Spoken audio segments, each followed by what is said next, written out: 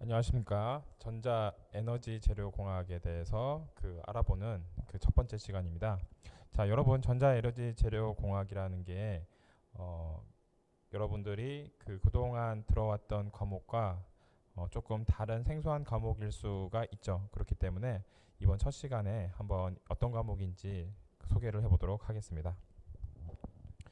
자, 전자에너지 재료공학의 스코프에 대해서 먼저 알아보기 전에 자, 왜 우리가 전자에너지 재료공학을 공부해야 되는지 그 이유에 대해서 한번 이야기를 해보도록 할게요. 자, 왜 전자에너지 재료공학이냐? 먼저 4차 산업혁명 이야기부터 해보도록 하겠습니다. 갑자기 왜 전자에너지 재료공학 소개를 하려다가 4차 산업혁명 이야기를 하느냐라고 생각할 수도 있는데 우선 4차 산업혁명에 대해서 한번 이야기를 해보도록 하고 그 다음에 우리가 전자에너지 재료공학이 왜 이런 4차 산업혁명의 시대에서 필요한 건지 그 당위성에 대해서 같이 이야기를 해보도록 하겠습니다. 자, 4차 산업혁명이 뭔지 여러분들 여러 번 많이 들어봤을 텐데 클라우스 슈밥이라는 사람이 첫 번째로 제4차 산업혁명이 뭐냐라고 이야기를 꺼냈어요. 2016년 다보스 포럼에서 제4차 산업혁명이란 말을 꺼냈고 이 사람이 이제 다보스 포럼 회장인데 거기서 제4차 산업혁명이 어떤 거다라고 이제 청의를 그 전에도 그런 개념에 대해서 없었던 건 아니겠지만은 이 이야기를 하면서 좀 더 구체화 많이 됐고요. 그 이후에 사람들이 4차 산업혁명에 대해서 굉장히 많이 관심을 가지고 현재 핵심 키워드가 되었습니다. 자, 그러면은 이제 산업혁명, 지금 이제 4차 산업혁명이라고 이야기하기 전에 산업혁명이 무언지 한번 알아보도록 할게요. 우리가 지금까지 여러 번의 산업혁명이 있었는데 여러분들이 교과서에서 배웠던 제 1차 산업혁명부터 그 다음에 2차 산업혁명, 3차 산업혁명, 그 다음에 지금 우리가 이 시대에 어쩌면은 벌써 들어왔을 수도 있고 그리고 앞으로 점점 진행될 4차 산업혁명에 대해서 이야기를 해보도록 하겠습니다. 제 1차 산업혁명은 뭐냐고 제 1차 산업혁명은 그림에서 보시는 바와 같이 18세기 1700년대 후반에 발생한 증기기관 기반의 기계화 혁명이라고 이야기할 수 있어요. 증기기관 기반의 기계화 혁명. 이거는 뭐냐면은 그 전에는 우리가 어떤 대부분 이제 방직 산업에 대해서 이런 것들이 많이 일어났는데 기존에 우리가 옷을 만들 때는 먼저 옷감을 만들죠. 옷감을 만들고 이것을 의복으로 만들죠. 옷감을 만들고 그다음 의복으로 만드는데 그 옷감의 단계에서 그 전에는 비단이라고 해가지고 뭐 누에고치 이런 것들이 보이죠. 그리고 또 무슨 뭐 명주, 그다음 면화 이런 것들을 이용을 해서 사람들이 옷을 만들었어요. 그때 우리가 어떻게 옷감을 만들었습니까? 물레라는 것을 이용해서 만들었죠. 물레. 그래서 사람들이 물레를 돌려가지고 실을 이렇게 옷감을 만들고 그 옷감을 가지고 다시 이제 의복을 만들고 하는 방식을 통해서 옷을 만들었습니다. 기본적으로 이런 이전에 1차 산업혁명 시대 이전에 뭔가를 만들던 방식은 사람들이 수작업을 통해서 만드는 방식이에요. 물론 뭐 기중기도 있고 기계를 전혀 사용하지 않는 건 아니겠지만은 대부분의 그런 작업들 자체가 기중기조차도 기중기를 만드는 것은 사람들이 만들지 기중기를 또 운영하는 것도 이제 사람들이 기중기를 직접 돌려서 운영하지 외부에 그러니까 한마디로 이런 기계든지 뭐든지 간에 외부의 에너지라는 게 이런 동력원은 거의 사람이죠. 거의 사람입니다. 물론 이렇게 물레방아 같은 거 돌릴 때 물을 좀 약간 쓰긴 하지만 거의 그런 일부분을 제외하고는 대부분은 사람이 동력원이 됩니다. 그런데 산업혁명 첫 번째 1차 산업혁명 이후에는 동력원이 사람에서 그 사람이 아닌 그 이 아닌 것으로 바뀌게 됩니다. 자, 사람이 아닌 것이 뭐냐라고 하면은 다양합니다. 다양하기 때문에 이거를 정의하기는 좀 쉽진 않지만 어쨌든 사람이 만들던 것을 이제 사람이 아닌 다른 것이 주체가 사람에서 그 사람이 아닌 걸로 바뀌게 됩니다. 그러다 보니까 사람들 같은 경우에는 뭐 이렇게 만들다가 피곤해질 수도 있고 그리고 밤새 일하지 않는 사람들도 있지만은 기계의 경우에는 계속 동력을 가해주기만 하면은 계속 돌아가게 되죠. 그러다 보니까 굉장히 그 기존에는 사람에 의해서 하나 만들던 것을 기계에 의해서 10개, 20개를 이렇게 만들게 됩니다. 그것도 사람들은 아무리 밥을 많이 먹어도 아, 많이 힘들다. 더 이상 일 못하겠다라고 하지만은 기계는 그런 불평불만도 없습니다. 그러다 보니까 기계에 의해 점점 그 기존에 있던 것들이 그 기계에 의해서 바뀌게 되고 생산량이 굉장히 급증하게 되는 가장 첫 번째 계기가 되는 게 1차 산업혁명이 되는 거죠. 그렇다면은 똑같은 의복을 만드는데 기계가 만드는 것과 사람이 만드는 것을 비교를 했을 때 일단 그 사람이 만들면은 만드는 치수가 조금씩 물론 뭐 그 어떤 것들은 딱 사람들한테 그 사람한테 요새도 뭐 맞춤형 그 옷 같은 경우에는 그 사람 체형에만 특정 사람 체형에만 딱 맞게 만들지만은 그 예전에는 그게 그 일반화 보편화된 거라고 한다면은 산업혁명이 일어나고 나서 한 사람에만 특화된 것도 물론 만들 수 있지만은 기계를 통해서 만듦에 의해서 대중을 향해서 제품이 만들기 시작하게 됩니다. 그게 이제 가장 큰 차이점이 그 차이 어떤 그 전환점이 된 계기가 1차 산업혁명이 되는 거죠. 자, 그런데 이 1차 산업혁명에서 사용했던 것은 뭐냐면 증기기관입니다. 증기를 이용을 해서 이런 기관을 증기기관을 기반을 해서 그 동력원으로 그 기계를 돌렸을 때 기존 대비해서 엄청나게 생산량이 늘어나고 거대 산업이 생성하기 시작한 게 1차 산업혁명이죠. 그때부터 이제 그 전에는 노동력으로서 산업을 돌렸다라고 한다면은 노동력도 여전히 있지만은 자본이 축적하기 시작합니다. 왜냐하면 큰 기계를 사용을 하기 위해서는 자본이 필요하기 때문에 거대 자본가가 생기게 되는 시초가 어디냐면은 산업혁명이다라고 이야기할 수가 있는 거죠. 자, 그러면은 그러고 나서 한 100년 정도 지났을 때 2차 산업혁명이 발생을 합니다. 사람들이 1차 산업혁명의 교과서에서 많이 나오기 때문에 2차 산업혁명에 대해서는 조금 약간 중요도가 덜하게 느낄 수도 있는데 2차 산업혁명은 전기혁명입니다. 전기혁명. 첫 번째가 증기기관을 기반한 증기기관 기반의 기계화 혁명이라고 한다면은 두 번째 산업혁명은 전기 기반의 그 대량 생산 혁명이에요.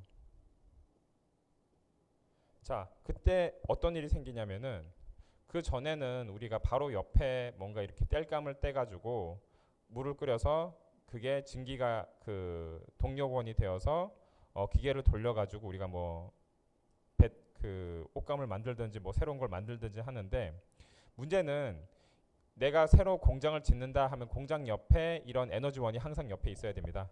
자, 예를 들어서 노원구에 공장을 지었어요. 그럼 노원구에 반드시 옆에 그 에너지원이 될 수 있는 그런 그 뭐 소각로든지 뭐든지 이런 그 에너지원이 될 수 있는 파워플랜트가 있어야 돼요. 그런데 전기가 발명이 되고 나서는 우리가 전기를 이용하고 나서는 그 파워플랜트가 바로 옆에 있을 필요가 없습니다. 물론 바로 옆에 있으면은 그 전력 손실이 적기 때문에 많은 공장들이 그런 이유 때문에 바로 옆에 파워플랜트 전력 그 발전소를 두기를 원하는 것은 사실이지만은 그렇다고 해서 발전소에서 멀리 떨어진 곳에 공장을 못 만들라는 이유는 없습니다. 왜냐하면 전기가 들어오기만 하면 되니까요. 그렇기 때문에 이전에는 그 옆에 파워플랜트와 공장이 함께 있어야지 이런 공장을 운영을 할 수 있었는데 전기혁명이 시작이 되면서 우리가 전기를 사용하게 되면서 그럴 필요가 없어졌다. 자, 그래서 이것을 우리가 뭐라고 하냐면은 그 전기혁명이라고 합니다. 두 번째로 우리가 그 전에는 대량 생산이 되긴 했는데 대량 생산이 엄청나게 물론 사람들이 생산하는 거에 비해서는 생산량이 늘어나고 급증한 거는 맞는데 사람들이 사용하기에는 여전히 비쌌다는 거죠. 일반 사람들이 대중이 사용하기에는 비싸다는 거죠. 예를 들어서 우리가 산업혁명이 일어나기 전에는 뭐를 이용하기 위해서는 요만큼의 사람들이 썼다라고 한다면은 산업혁명이 발생하고 나서는 한 이만큼의 사람들이 이제 사용을 할 수 있다라고 하는 거죠. 그런데 여전히 이 정도의 사람들은 사용을 못하고 있다. 이것을 언제 우리가 채워줬냐면은 2차 산업혁명 때 이 정도의 수준을 이렇게 엄청나게 대중으로 늘리게 된 계기가 2차 산업혁명이 되겠다. 그러면 2차 산업혁명 때 뭐가 일어났냐면은 그 컨베이어 벨트로 대비된 컨베이어 벨트로 이제 가장 사람들이 이야기할 수 있는 대량 생산이 발생하게 된 거죠. 대량 생산. 자, 컨베이어 벨트가 뭡니까?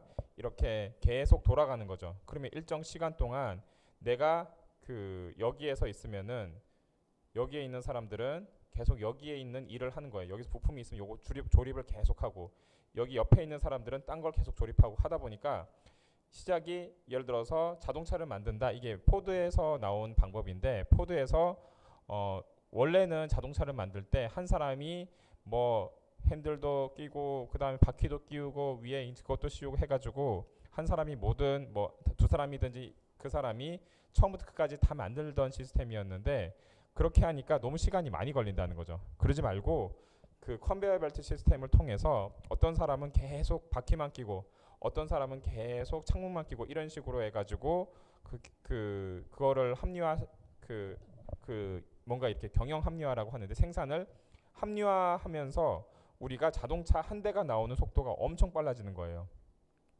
그러니까 자동차 한 대를 그 전에 만들었을 경우에는 부품이 다 있다라고 했을 때 얘를 하나씩 한 사람이 다 끼고 하는 데는 시간이 뭐 몇 시간이 걸렸다라고 한다면 어쩌면 하루가 걸렸을 수도 있고 그런데 이걸 컨베이어 시스템을 통해서 그 일에 전문화된 사람이 그 일을 계속함에 의해서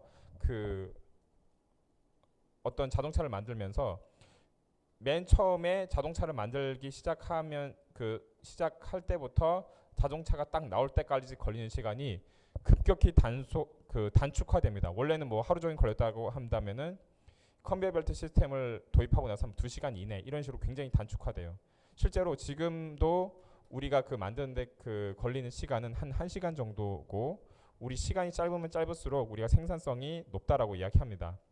우리가 소위 말하는 도요타에서도 한 1시간 정도가 좀 넘는데 그 정도가 우리 현대자동차 대비해서 전 세계에서 가장 생산성이 높다라고 하는 도요타에서 보여주는 수치예요. 그렇기 때문에 그때 한 2시간 정도의 원래 한 하루 종일 걸리던 것을 2시간 정도에 차 한 대를 이렇게 뽑아냈다라고 한다는 것은 엄청난 진보가 되는 거죠. 그래서 굉장히 큰 이런 컨베이어 벨트 시스템을 통해서 그 전엔 상상도 하지 못했던 대량 생산이 나타나게 됩니다. 자, 이렇게 대량 생산이 나타났을 때 가장 큰 장점은 뭐냐면은 대량 생산을 할 수 있기 때문에 단가가 굉장히 싸게 됩니다. 예를 들어서 우리가 하루에 10대 만드는 거랑 11대 만드는 거랑 예를 들어서 똑같은 재료를 가지고 많이 만들면 많이 만들수록 우리가 제품 왜냐면은 인건비는 똑같이 들기 때문에 제품당 들어가는 단가는 더 싸지게 될 수밖에 없어요. 그래서 대량 생산의 이점이 그런 거죠. 그냥 한 대 만들 사람들의 인건비라든지 이제 고정으로 들어가는 비용은 비슷하게 들어가는데 프로덕이 많으면 많을수록 단가가 싸지는 효과가 나타나기 때문에 대량 생산을 통해서 제품의 단가가 엄청나게 싸지게 됩니다. 그래서 그때 나왔던 T 모델의 경우에는 원래는 자동차 한 대를 살려면은 웬만한 서민들은 아무리 뭐 산업혁명이 시작했다 하더라도 상상을 못하는 가격이었는데 T 모델이라는 컨베이어 벨트 시스템으로 나왔던 자동차는 일반 사람들도 탈 수 있게 차를 만들어주게 차 가격을 다운시켜 버립니다. 그러다 보니까 이게 결국엔 이제 수요와 공급이 원래는 경제학의 관점에서는 길이 없는데 차가 많이 다닐 이유가 없죠. 그렇기 때문에 보통 그런 경우에는 뭐라고 이야기합니까? 여기는 차가 도로가 별로 없어서 차가 다니지 않을 것이다. 그러니까 차를 만들 필요가 없다라고 생각하는데 그때는 그 물론 서부 횡단철도, 동서 횡단철도 이런 게 많이 놓여져 있던 때여서 사람들이 주 이동 수단이 차보다는 그 철도였어요. 철도. 암트랙 같은 철도였어요. 그런데 차가 이렇게 엄청나게 쏟아지고 나니까 사람들이 차를 많이 샀잖아요. 그러고 나서는 오히려 이 차로 인한 새로운 도로 수요가 발생하게 됩니다. 그러니까 원래는 차가 별로 없을 때는 사람들이 도로로 많이 안 다니니까 그 뭐 인터컨티넨탈 그런 도로를 많이 만들 필요가 없었죠. 그런데 그 차가 많이 생기다 보니까 그런 새로운 도로를 많이 지어야 할 그 필요성이 생기게 되고 그러면서 새로운 도로를 굉장히 많이 놓게 됩니다. 그리고 이렇게 새로운 도로를 많이 놓게 되면 또 새로운 그 수요를 창출하는데 어 택배, 운송 이런 사업이죠. 택배, 운송 사업. 전에는 이런 택배나 운송 사업 같은 것들이 뭐 보통 우편으로 해서 전해주는 게 다죠. 그런데 그 전엔 그렇게 체계적이지 않았어요. 그러니까 예를 들어서 내가 뭐 서울에서 부산까지 택배를 보내겠다 그러면 서울에서 부산까지 택배를 그냥 보내고 서울에서 인천까지 택배를 보내겠다 그러면 서울에서 인천까지 그냥 택배를 보내고 그런데 그렇게 대도시면 상관이 없는데 굉장히 이상한 중소도시면은 거기까지 가는데 뭔가 이렇게 그 교통수단이 마땅치 않기 때문에 되게 시간이 많이 걸리고 그리고 갔다가 다시 나와야 되잖아요. 이러한 시스템이 되게 미비가 돼 있어서 좀 이런 상품 전달이 쉽지가 않았는데 대량 생산에 의해서 물건이 쏟아지고 그 다음에 운송이 쉬워지고 그로 인해서 도로가 많이 닦이다 보니까 그 도로를 이용을 해서 그러면은 우리가 뭔가 중간 허브 같은 데를 만들어서 그러니까 미국 같은 데는 되게 땅덩어리가 큰 나라니까 중간 허브 같은 데를 만들어서 이걸 스포크라고 하는데 마차에 이제 살을 스포크라고 합니다. 그래서 이 한가운데 있는 요런 걸 스포크라고 해요. 이 한가운데 이런 허브 같은 데를 만들어서 전 그 미국에 예를 들어서 내가 그 워싱턴에서 그러니까 뉴욕에서 LA로 요 뭔가 그런 제품을 보낸다라고 했을 때 이전에는 요렇게 바로 보냈다라고 한다면은 요렇게 보내는 건 문제가 없는데 이게 이상한 데 갈 때는 되게 쉽지가 않았어요. 그래서 그런 거를 우선은 맨 처음에는 비효율적으로 보일 수 있지만은 멤피스라는 곳에 그 되게 다 모이게 만들어 버립니다. 모이게 만들어서 다시 이걸 재배분해요. 이 중간 센터에서 다시 어느 그 LA로 갈 거는 다 LA로 보내고 무슨 뭐 샌프란시스코로 보낼 건 다 샌프란시스코 보내고 이런 식으로 해가지고 시스템을 정비하게 됩니다. 그렇게 해서 탄생된 회사가 뭐 어디냐면은 여러분이 한 번쯤 들어봤던 페덱스라는 회사예요. 그래서 이러한 사업 자체가 가능했던 가장 큰 이유는 자동차가 많이 늘어나고 그렇게 해서 도로가 많이 늘어나고 그렇게 해서 다시 사람들의 이러한 그 상품 운송 수요가 생겨서 그래서 이런 택배를 전문적으로 하는 기업이 생겨난 게 페덱스 뭐 이런 거죠. 그러다 보니까 단순히 얘네가 컨베이어 벨트 새로 만드는 것에서 끝나는 게 아니라 그것의 파급력은 굉장히 상상하지 못했던 뭐 원래 포드가 컨베이어 벨트 시스템을 만들었을 때는 자동차를 좀 효율적으로 생산하겠다라는 생각밖에 없었을 수 있는데 이게 실제로 적용이 됐을 때는 훨씬 자기가 생각했던 것보다 파급력이 더 컸던 거죠. 이게 이제 그 제2차 산업혁명이에요. 여기서 이제 하나만 더 이야기하자면은 대량 생산이 가능하게 되니까 이 대량 생산에 의해서 전쟁을 할 때도 굉장히 전쟁을 할 때 이전에는 대량 생산이 굉장히 어렵다 보니까 그 보급을 받아야 되잖아요. 보급을 받아야 되는데 군대가 보급을 받아서 싸워야 되는데 보급품을 보급하는데 한계가 있어요. 왜냐하면 생산을 그렇게 많이 못하니까. 그렇다 보면은 생산하는 생산 물품이 한계가 있고 싸울 수 있는 리소스가 서로가 이제 한계가 있는 상태에서 싸워서 되게 큰 규모의 전쟁이 일어나기가 어렵습니다. 왜냐하면은 서로가 가지고 있는 게 그냥 뻔하니까. 그런데 이렇게 대량 그 보급이 되면서 공급이 가능해지면서 우리가 싸울 때도 그냥 원래 그 이런 대량 생산 시스템 이전에는 총 예를 들어서 뭐 군대가 10만이 있다. 그럼 딱 총 10만 정만 딱 주는 거예요. 그럼 10만 정만 줬는데 총알은 그거보다 더 많아야겠죠. 뭐 총알은 뭐 한 100만 정이 있다라고 합시다. 그 100만 그 알이 있다라고 합시다.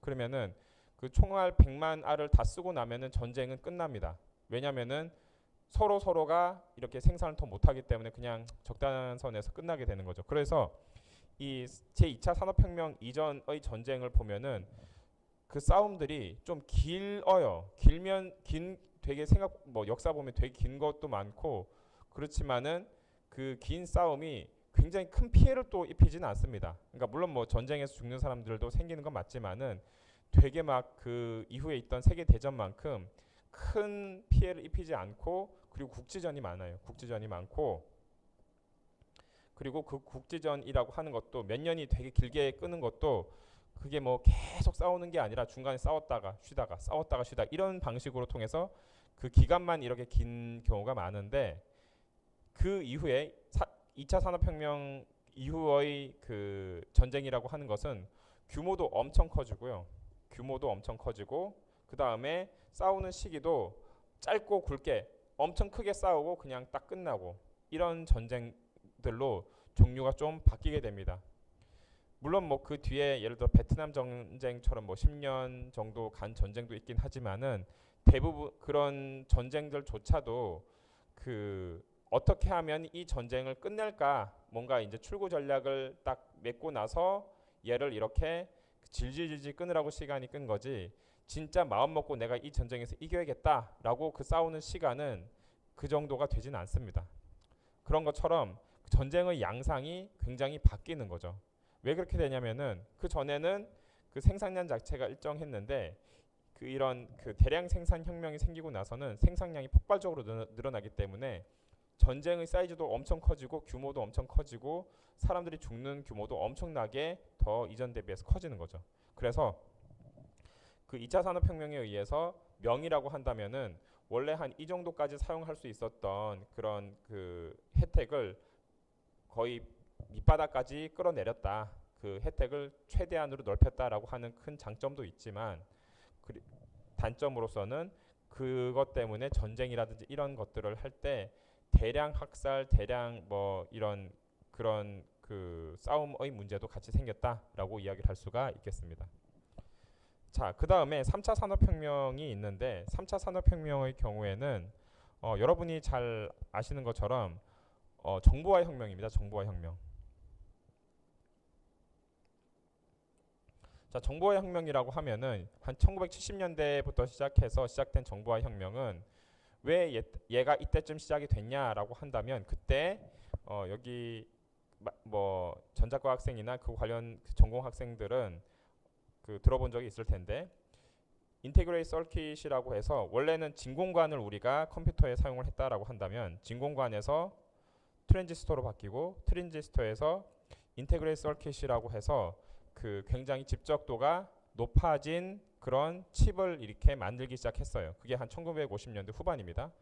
그 진공관을 기반한 컴퓨터는 한 1930년, 40년 이때라고 한다면은 그 40년대 중반에 트랜지스터가 나오고 그거를 기반으로 해서 한 몇십 년 가죠.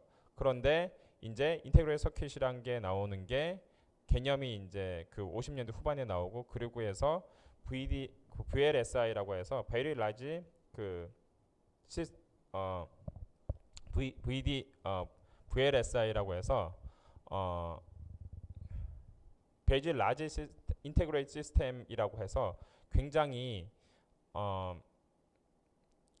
그 고집적도의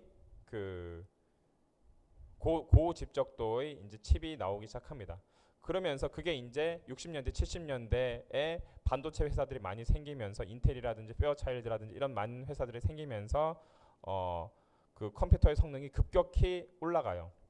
급격히 올라가면서 그때까지만 하더라도 대부분의 컴퓨터는 사용하는 게 연구소나 아니면 국가기관, 회사, 일부 회사 이 정도에서 사용을 했는데 얘네가 집적도가 올라가니까 이전에는 굉장히 예를 들어서 그 저장 용량이 별로 크지 않은데도 불구하고 굉장히 큰 사이즈를 차지하는 컴퓨터 전산실이 필요했다라고 한다면 이게 70년대 이후에 거치면서 고집적도의 반도체가 쏟아져 나오기 시작하면서 컴퓨터의 사이즈도 점점 작아지기 시작해요.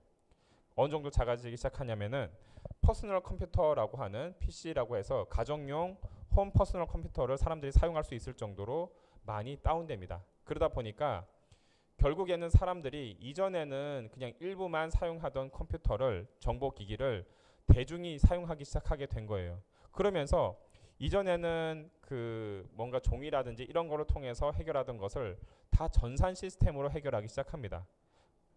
그리고 이후에는 인터넷과 같은 정보화 혁명이 나타나면서 그 각자의 정보가 결국에는 그 정보를 그 보관하고 정보를 이렇게 어떻게 다루냐가 연산하고 그다음 처리하고 하는 게 컴퓨터의 기능인데 컴퓨터가 그 급격하게 발전하기 시작한 계기가 70년대 이제 80년대인 거예요. 그러면서 사람들의 그 이런 정보에 대한 접근성이 굉장히 커지면서 그 정보화 혁명이 나타나게 되는 거죠. 자, 정보화 혁명이 나타나고 당연히 그때 버블도 있죠. 그 버블이 생겨나면서 그 2000년대 초반에 IT 뭐 닷컴 버블 이런 게 생겨나고 터지고 나서 한동안 재정리가 돼서 2015년이 됐을 때 뭐 2014년 정확한 시기는 지금 뭐 측정하는 게 의미가 없을 수는 있지만은 제4차 산업혁명이 나타나게 됩니다. 자, 그러면은 제4차 산업혁명에 대해서 그 지금부터 좀 더 자세히 이야기할 건데 그 전에 1차, 2차, 3차를 이야기한 이유는 뭐냐? 지금 제4차 산업혁명 이야기할 때 필요한 것은 4차 산업혁명이지 왜 1, 2, 3차를 이야기하냐라고 한다면은 여러분이 핵심 키워드를 알아야 돼요. 1, 2, 3차 산업 1차, 2차, 3차 이렇게 4차 산업혁명을 거치면서 왜 그럼 우리가 산업혁명이라고 이야기하느냐? 예를 들어 사회혁명도 아니고 경제혁명도 아니고 그 왜 산업혁명이냐라고 한다면은 산업에서 일어난 혁명이기 때문에 산업혁명이에요. 이게 무슨 소리냐면은 산업의 기본은 뭡니까? 생산력이에요. 생산력. 그러면 생산 수단이 1차의 경우에는 사람에서 기계로 바뀌고 2차의 경우에는 이 기계는 기계인데 그 기계를 맥시멈으로 사용할 수 있기 위해서 전기가 들어오고요. 대량 생산이 들어오고요.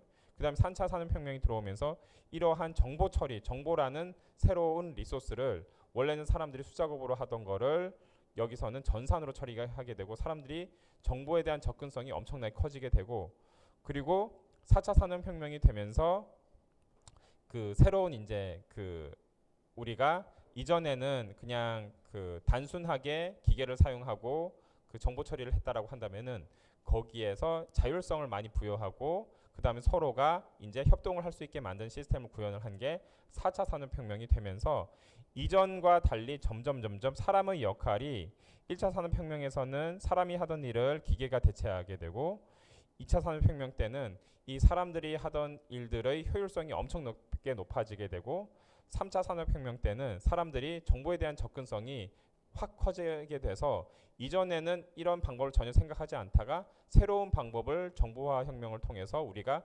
빨리빨리 지식을 발전시키게 되는 그런 발전 속도가 엄청나게 빨라지게 되는 계기가 되고 4차 산업혁명이 됐을 때는 뭔가 또 새로운 게 생기겠죠. 그래서 1차 산업혁명부터 4차 산업혁명이 일어날 때까지 계속 변하는 사람들의 역할이 맨 처음 대비해서 점점 줄어드는 방향으로 변하게 되고요. 그 과정에서 새로운 산업도 생겨나지만은 기존 산업은 다 없어지게 된다라는 것을 알 수가 있게 되고요. 그리고 또 다른 여러분들이 주목할 점은 뭐냐면은 점점 기간이 짧아진다는 거예요. 맨 처음에는 18세기 1700년대 그 다음에 이게 19세기가 되면서 한 100년 정도 100년에서 150년 정도 걸렸죠. 이렇게 바뀌는데 그리고 이게 2차에서 3차로 가는데 한 70년 정도 걸렸고요. 그리고 3차에서 4차로 가는데 한 30년 정도 걸렸다라고 보면 되겠습니다. 그래서 점점 주기가 짧아진다라는 게 그 산업혁명에 대한 그 견해가 되겠습니다. 예를 들어서 제5차 산업혁명이 올 수도 있겠죠. 그럼 언제 올 것이냐? 앞으로 한 10년에서 15년 이내에 제5차 산업혁명이 올 수도 있겠다. 만약 이 주기를 그대로 적용한다라고 한다면은 그만큼 사회가 점점 빨라지고 있다라고 이야기를 할 수가 있겠죠. 자, 그러면은 우리가 그 2차 산업혁명에서도 이야기했듯이 단순히 생산 수단 그 다음에 생산 방법의 변화뿐만 아니라 그 산업혁명에 의해서 그 사회가 굉장히 많이 바뀌게 돼요. 사회. 그러면은 우리가 그 산업혁명에 대해서 잘 알아야지 앞으로 우리 사회가 어떻게 바뀔지도 잘 알게 되겠죠. 자, 한번 볼게요. 3차 산업혁명과 4차 산업혁명의 겉보기로 봤을 때는 큰 차이가 별로 없다는 게 큰 특징입니다. 겉보기로 봐서는 큰 차이가 없어요. 그런데 그 3차 산업혁명에서는 지금도 공장에 가면은 굉장히 로봇 많이 쓰지만은 4차 산업혁명 때도 그 겉보기에는 큰 차이가 없는 로봇을 계속 써서 아마 생산하고 만들 겁니다. 자동차를 예를 들자면은 자동차를 뭐 이렇게 컨베이어 벨트 시스템으로 돌릴 때 뭐 유리 끼우고 그 다음에 도장하고 그 다음 문 끼우고 하는 것들을 지금은 다 사람이 하는 게 아니라 그 옆에서 있는 기계가 로봇이 합니다. 그런데 사람의 역할이 필요해요. 어떤 역할이 필요하냐면은 뭐 제대로 조인다든지 확인한다든지 하는 이런 역할들을 뭐 어떤 그 미묘한 부분 사람 손으로 해야 될 부분도 있고요. 다 사람이 해야 됩니다. 그런데 4차 산업혁명과 3차 산업혁명의 차이는 뭐냐면은 이런 사람이 해야 되는 부분이 대체로 뭐냐면은 이전 대비해서 많이 우리도 많이 바뀌었을 텐데 점검하는 부분, 문제 확인하는 이런 부분이에요. 문제 해결, 점검 이런 게 주로 사람의 역할이에요. 그런데 4차 산업혁명이 되면은 이러한 역할들이 많이 그 사람에서 기계로 넘어가게 됩니다. 예를 들자면은 얘가 컨베이어 벨트 시스템에서 요 A에서 B로 이렇게 넘어간단 말이에요. A에서 B로 이렇게 넘어가는데 원래는 A에서 B로 넘어갈 때 얘네들이 그냥 뭐 A에서 B로 넘어가는구나 하는 거죠. 문제가 없으면은. 그런데 A에서 문제가 생겨요. 그러면은 당연히 B에서도 문제가 생길 수밖에 없겠죠. 그런데 원래 A에서 뭐 문을 닫아야 되는데 문짝이 아니라 예를 들어서 바퀴를 문을 달아야 되는데 달았다. 그럼 문제가 생기겠죠. 그렇다면은 지금 상태에서는 라인 스톱을 해야 됩니다. 왜냐면은 이렇게 하면은 더 이상 정상적인 차를 만들 수가 없기 때문에. 그리고 A에서 B로 넘어갈 때 둘 다 아마 로봇이 그 사용이 된다 하더라도 로봇은 얘네가 그 바퀴를 꼈는지 창문을 꼈는지 알 수가 없어요. 그냥 예를 들어서 바퀴를 끼워야 되는 자리에 창문을 끼웠어요. 뭐 어떻게 꼈다 합시다. 그러면은 지금 이 사람은 A는 그 창문을 끼고 B는 바퀴를 껴야 되는데 B는 그 A가 그 바퀴를 끼워 놓은 창문 자리에다가 계속 바퀴를 또 끼게 됩니다. 왜냐? 지금 A에서 바퀴를 꼈다는 정보를 B는 알 수가 없기 때문이죠. 그렇기 때문에 지금 상태에서는 사람들이 일일이 라인 스톱을 해서 조정을 해줘 가지고 다시 정상화를 시키는 수밖에 없습니다.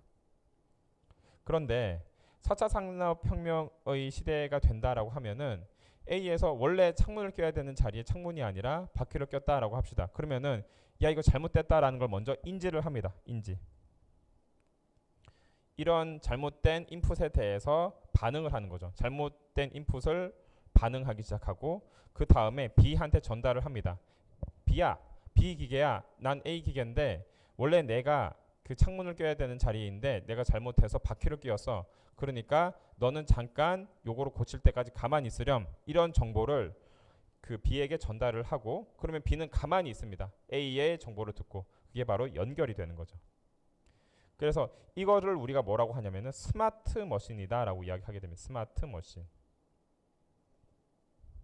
그래서 기존에는 이러한 것들 역할들을 다 사람이 했었는데 향후에 이런 역할들을 사람이 하는 게 아니라 기계가 하게 돼서 이걸 우리가 뭐라고 하냐면은 이런 기계로 이루어진 공장을 로봇으로 이루어진 공장을 스마트 팩토리다라고 이야기하게 되겠습니다.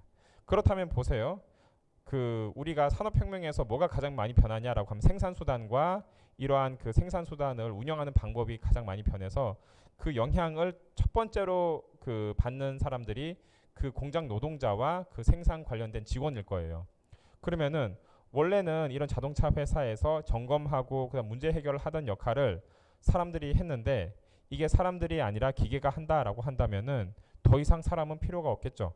이 기계들은 파업을 하지도 않고요. 기계는 불평불만을 하지도 않고요. 계속 전기가 공급하면은 얘네들은 계속 일을 합니다. 밤에도 일을 하고요. 낮에도 일을 합니다.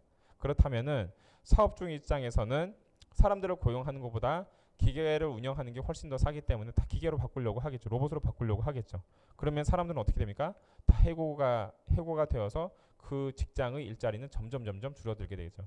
그래서 이런 말을 하는 사람들도 있습니다. 뭐 1차 산업혁명에서 2차 산업혁명으로 넘어가고 2차에서 3차로 넘어갈 때 없어지는 산업도 있지만은 새로 생기는 산업도 있어요. 플러스 마이너스가 있습니다. 그럼 플러스 마이너스가 있으면은 원래는 그런 공장이 없으니까 그 공장을 새로 차려서 공장 노동자들이 새로 생기는 것들은 플러스가 될 것이고, 없어지는 것들은 원래는 이 차를 사람 혼자 한 명이 만들었는데 이거를 더 이상 사람 혼자 만드는 게 아니라 다 같이 만드는 그런 그 시스템의 변화가 생기는 거죠. 그러다 보니까 그러면 혼자 만드는 회사는 다 도산을 당하게 되겠죠. 수지가 안 맞으니까. 그러다 보니까 그 어떤 데는 새로 직업이 생기기도 하고 어떤 데는 직업이 없어지게 되겠죠.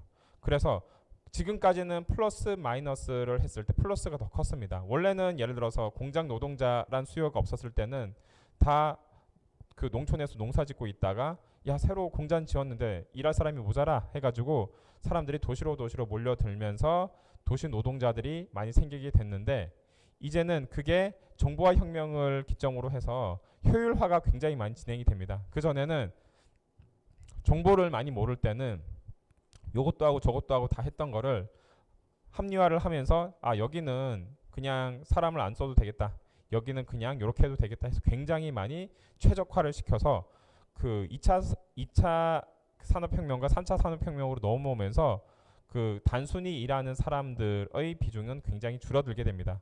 그리고 실제로도 그럼에도 불구하고 여전히 단순히 일하는 사람들이 필요하다라고 한다면 선진국은 어떻게 하죠? 소위 말하는 개발도상국으로 산업을 넘겨버립니다. 예를 들어서 자동차 같은 거를 선진국에서 만드는 데는 단가가 예를 들어서 뭐 그 1,000원이 든다. 근데 베트남이나 이런 개발도상국으로 가는 데는 뭐 100원이면 된다. 그런데 그 선진국에서는 뭐 생산성이 높아서 뭐 생산성이 80%다. 근데 그 개발도상국에서는 얘네가 뭐 생산성이 80%가 아니라 한 50%다라고 하더라도 여전히 엄청나게 인건비가 싸기 때문에 낮은 생산성을 고려하더라도 개발도상국으로 돌리게 됩니다.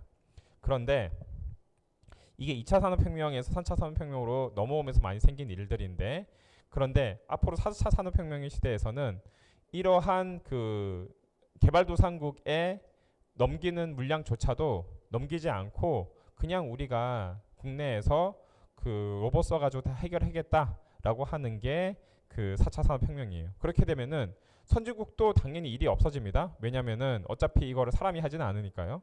그리고 개발도상국에서도 선진국에서 일감이 넘어오지 않기 때문에 일이 없어집니다. 그러니까 전체적으로 봤을 때 굉장히 그 단순히 일하는 직업들은 많이 없어지게 되겠다. 그래서 혹시라도 여러분들이 그냥 취업을 하는데 그 생산이나 이런 거 관련해서 취업을 한다라고 한다면은 지금은 어떨지 모르겠는데 확실하게 이야기할 수 있는 것은 향후 한 10년이나 15년 이내에 그 자리가 안정해지지 않을 가능성이 굉장히 높다. 이걸 뭐 이렇게 겁주고 이런 얘기가 아니에요. 트렌드에 대한 이야기를 하는 겁니다. 그래서 여러분들이 앞으로 이거는 4차 산업혁명이라고 하는 것은 나 혼자 뭐 이렇게 뭐 좋고 싫고의 문제가 아니라 전 산업의 트렌드이기 때문에 여러분들이 이런 거를 고려를 해서 그 진로를 선택할 때도 이거를 신경을 써야 된다라고 하는 거죠. 자, 이게 이제 4차 산업혁명인데 그 4차 산업 키워드가 뭐라 그랬죠? 인지와 스마트함과 그 다음에 연결성이다. 이게 4차 산업혁명인데, 그러면 각자 이런 4차 산업혁명이 왜 생기게 됐느냐라고 생각한다면 이유가 있겠죠. 이유가 왜 4차 산업혁명이 생겼냐면은 예를 들어서 2차 산업혁명의 경우에는 에디슨의 그 전기의 발명과 더불어서 이렇게 2차 산업혁명이 폭증하게 된 기폭제가 된 것처럼 4차 산업혁명의 경우에는 각 국가들이 뭘 했냐면은 제조업 르네상스를 하게 됩니다. 제조업 르네상스. 제조업 르네상스가 뭐냐면은 어찌 보면은 미국에서 굉장히 그게 많이 나타나는데, 그 원래 제조업이라는 것들이 선진국이든지 자국에 있다가 수지가 안 맞으니까 그 개발도상국에 보낸 것들이 많잖아요. 공장들이 많잖아요. 그런데 걔네들도 이제 그 임금이 올라서 더 이상 수지가 맞지 않기도 하고, 더 큰 것은 사람들 불만이 많아지는 거예요. 원래 우리가 일했어야 하는 것들을 공장을 다 외국 가서 지으니까 국내가 그 일할 사람이 일할 사람이 많음에도 불구하고 놀고 있다. 그러면 논리가 어떻게 됩니까? 미국에 있는 노동자들이 중국에 있는 노동자들을 원망을 하기 시작하는 거예요. 야, 내 일감을 니네가 가져가는 바람에 우리가 그 일을 못 하게 됐다. 그런데 중국에선 다시 미국으로 수출을 해요. 왜냐면 중국에서 만들었으니까. 그러면은 그게 설사 미국 회사가 중국에 공장 지어서 미국에 다시 수입한 거라 하더라도 미국 사람이 느끼는 감정은 아니 중국 애들은 자기네들은 수입도 많이 안 하고 수출만 많이 하면서 일까지 뺏어가네. 약간 이런 느낌을 받게 되는 거죠. 그게 이제 미중 무역 전쟁의 시초가 되는 거죠. 그런데 이러한 생각을 미국만 사는 건 아닙니다. 왜냐면은 그 제조업이라는 것 자체가 가장 고용 창출력이 높기 때문에 제조업은 창출 능력, 제조업은 창출 능력이 가장 높기 때문에 그 어떤 정치 지도자들도 굉장히 이제 제조업을 키우고 싶어요. 자기네들이 할 수만 있다라고 한다면. 그렇기 때문에 외국에 나간 공장들도 그 뭐 원래는 그 인건비 때문에 외국에 나갔다 하더라도 어느 정도 시간이 지나서 인건비 압박을 때문에 더 이상 외국에서 그 유지를 못하겠다 싶으면은 더 싼 국가로 갈 수도 있지만 요새는 다시 자기 나라로 가지고 오게 됩니다. 그걸 뭐라고 하냐면은 그 리쇼라고 이야기합니다. 리쇼 뒤에서도 한번 이야기하겠지만은 그럼 외국에 나가는 걸 뭐라고 하냐면은 그 오프쇼어라고 이야기합니다. 자 그러면 이런 리쇼를 하면서 우리가 그 외국에 원래 보냈던 공장들을 가지고 들어오는데 그거를 그 미국뿐만 아니라 독일도 그렇고 그 일본도 그렇고 유럽 연합도 그렇고 선진국들은 다 그런 일을 해요. 그런데 문제는 뭐냐면은 다시 국내로 가지고 들어왔을 때 어떤 근본적인 문제가 있어서 외국으로 보냈죠. 국내 근로자가 임금이 비싸다 보니까 외국으로 보냈는데 국내 근로자의 임금이 여전히 높은 거예요. 그러면은 얘를 어떻게 해야 되냐면은 국내 근로자의 임금을 낮출 수는 없기 때문에 원래 두 사람 쓰던 일을 한 사람으로 써야지 수지가 맞는 거예요. 그러다 보니까 두 사람 쓰던 일을 한 사람 쓰려고 하면은 사람을 더 고용을 못하죠. 그러면 고용을 하는 대신에 기계를 사용할 수밖에 없는 거죠. 그럼 그 기계를 사용을 하는 것이 그냥 사람 수준의 기계를 사용을 해야 되니까 그 기계가 로봇이 창출해 된 새로운 사업 그 트렌드가 4차 산업혁명이 되겠다. 자, 그래서 그런 관점에서 독일도 그렇고 유럽연합도 그렇고 미국도 그렇고 일본도 그렇고 그다음 중국은 좀 다르지만은 이런 식으로 그 산업을 키우고 있는 거예요. 자, 그래서 독일 같은 경우에는 인더스트리 4.0이다라고 해가지고 그 인더스트리 4.0이라고 해서 그 독일에 원래 있던 그 제조업 강국이잖아요. 제조업 강국에서 제조업의 특성을 더욱더 강하게 만들겠다라고 천명을 하면서 그 4차 산업혁명을 키우고 있고요. 그리고 그 4차 산업혁명이란 말을 가장 처음 컨셉이 나온 곳 독일이에요. 그 다음에 문제가 되는 게 이제 그 다음 다른 것부터 먼저 이야기합시다. 미국도 마찬가지예요. 미국은 그 원래는 오프쇼어라고 해가지고 자 다시 아까 온쇼어라고 했나요? 좀 헷갈립니다. 자 오프쇼어라고 해서 그 원래 있던 국가에서 밖에 공장을 짓는 것을 국내로 다시 가져오는 걸 온쇼어 또는 리쇼어라고 이야기하는데 외부에 있던 그 제3세계 또는 그 저개발 국가나 개발도상국에 두었던 공장들을 다시 미국으로 가지고 오면서 많은 세제 혜택도 주고요. 그러면서 사람들을 고용을 해라라고 이제 압박을 합니다. 그러면은 압박을 하면서 그리고 이제 원래 중국으로 갔었는데 중국의 그 임금이 높아져서 어차피 이거를 좀 떠야 됐다라고 생각하는 와중에 다시 뭐 미국이 혜택도 주고 뭐도 주고 한다 그러니까 가지고 들어옵니다. 가지고 들어오는데 여전히 아까 이야기했죠. 그 인건비의 문제가 있기 때문에 인건비를 해결을 하기 위해서 좀 효율적으로 사람들을 생산성을 높일 수 있는 기계를 많이 사용하게 되고 그게 이제 4차 산업의 그 이유가 되는 거죠. 그런데 다시 이제 한번 중국 제조 2025로 가볼게요. 중국 제조 2025의 경우에 조금 다릅니다. 중국은 물론 인건비가 많이 오르긴 했지만 여전히 미국과 대비했을 땐 쌉니다. 그런데 중국 제조 2025는 뭐냐? 자기네들이 이렇게 계속 이제 제조업 강국으로서 성장을 하려고 하다 보니까 그 한계에 부딪히는 거예요. 왜냐면 어느 정도 이상 크려고 하니까 기술도 이제 안 가르쳐줘. 원래는 그 회사를 인수합병을 해가지고 기술을 키웠거든요. 회사를 인수합병해서. 그러니까 원래는 기술을 딴 데로 잘 이렇게 넘겨주지가 않기 때문에 정상적인 방법으로 중국이 기술력을 높일 수 있는 방법은 없지만 아예 그 기술력이 높은 회사를 인수합병을 해버리면은 그 회사에서 배우면 되잖아요. 또는 그 중국의 굉장히 시장이 크다 보니까 중국의 시장과 기술력을 바꾸자라고 하는 전략에 의해서 중국에 굉장히 시장을 많이 열어줬는데 근데 그때 이제 중국이 들어온 기업을 상대로 해가지고 여러 가지 독소 조항 같은 거를 넣어서 좀 그 회사가 가진 기술들을 또 많이 이제 습득할 수가 있었죠. 뭐 이런저런 이유로.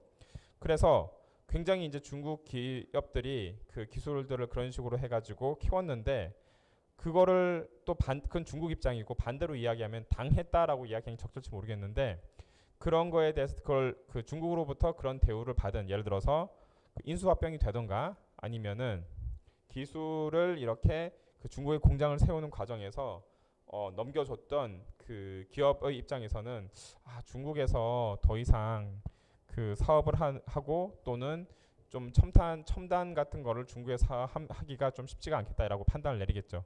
그러니까 한계에 부닥치는 거예요. 맨 처음엔 되게 빨리 성장을 하다가 기술력이 어느 순간부터는 되게 좀 쉽지가 않다 이 상태로 지금 가고 있는 겁니다.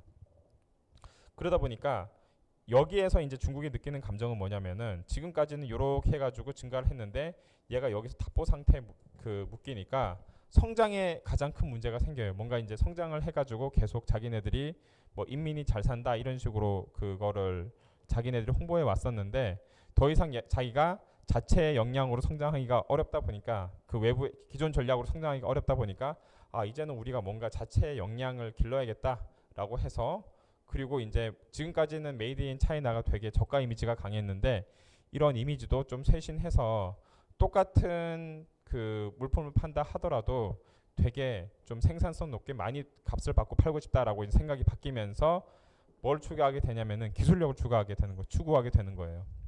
기술력을 추구하면서 자기네들이 약하면서 다른 데 도입하기 힘든 기술들을 적극적으로 개선하고자 한 것들이 뭐냐면은 중국 제조 2025라고 합니다. 그래서 중국 제조 2025에서는 중국이 생각할 때 굉장히 중요한 10대 산업을 선정해서 걔를 집중적으로 2025년 정도의 선진국 수준으로 높이겠다라고 하는 게 중국 제조 2025고 뭐 그냥 중국이 자기 열심히 해서 기술력을 높이는 거를 반대할 나라는 아무도 없지만은 문제는 그 과정에서 이게 한 번으로 끝나는 게 아니라 그 플랜이 있죠. 1단계, 2단계, 3단계 해가지고 3단계 정도 됐을 때는 2050년에는 전 세계 제조업 강국 선도 국가로 자리매기겠다라고 하는 포부를 가지고 있는데 이 과정에서 어쩔 수 없이 기존 선진국들이나 아니면은 그 기술 우위국의 기술들을 자신들의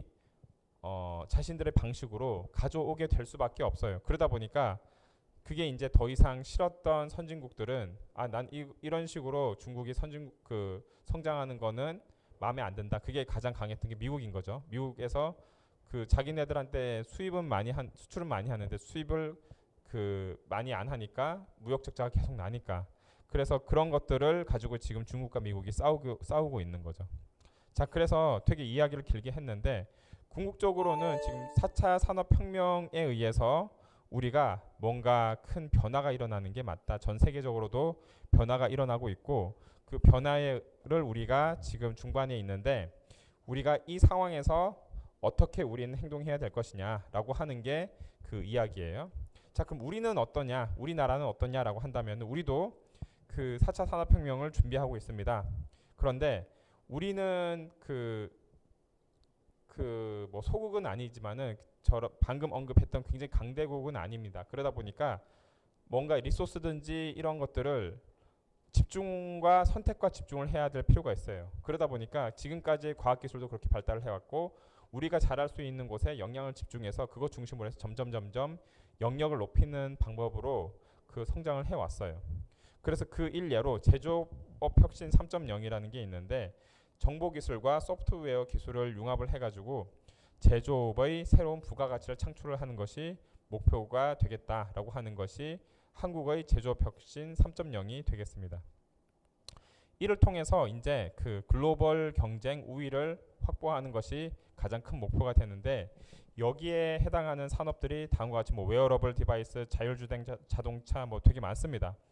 여러 가지가 있는데 그 중에서 그 봤을 때 핵심 키워드는 13대 산업 엔진, 그다음에 스마트 공장 보급 확산, 그다음에 에너지 신산업, 핵심 소재 부품, 전문 인력 양성, 이런 것들이 지금 국가에서 그 추진하고 있는 큰 전략인 거죠. 그리고 이 중에서 핵심되는 기술이 뭐냐? 그러면 요 앞에 그 예로 들었던 것을 한국판 4차 산업의 혁명이다라고 한다면은, 한국판 4차 산업혁명의 핵심 기술을 뭘로 이야기하냐 할 수 있다면은, 한국에서는 무인 수송 운송수단, 3D 프린팅, 로봇공학, 신소재, 이런 것들을 들 수가 있다. 그런데 지금 이제부터 이제 내가 얘기하고 싶은 게 나오는데, 여기서 뭔가 핵심이 뭐냐면은 무인 운송수단 드론, 그 다음에 뭐 3D 프린팅, 맞춤형 생산, 로봇공학, 생체 모방형 로봇, 그 다음에 신소재, 이런 것들이 핵심이 뭐냐라고 묻는다면은 신소재다, 소재. 이게 왜 신소재냐라고 한다면, 어떤 새로운 기기가 나왔을 때 그 기기를 뒷받침해주는, 성능을 뒷받침해주는 소재가 없다면은 그 기기는 무용합니다.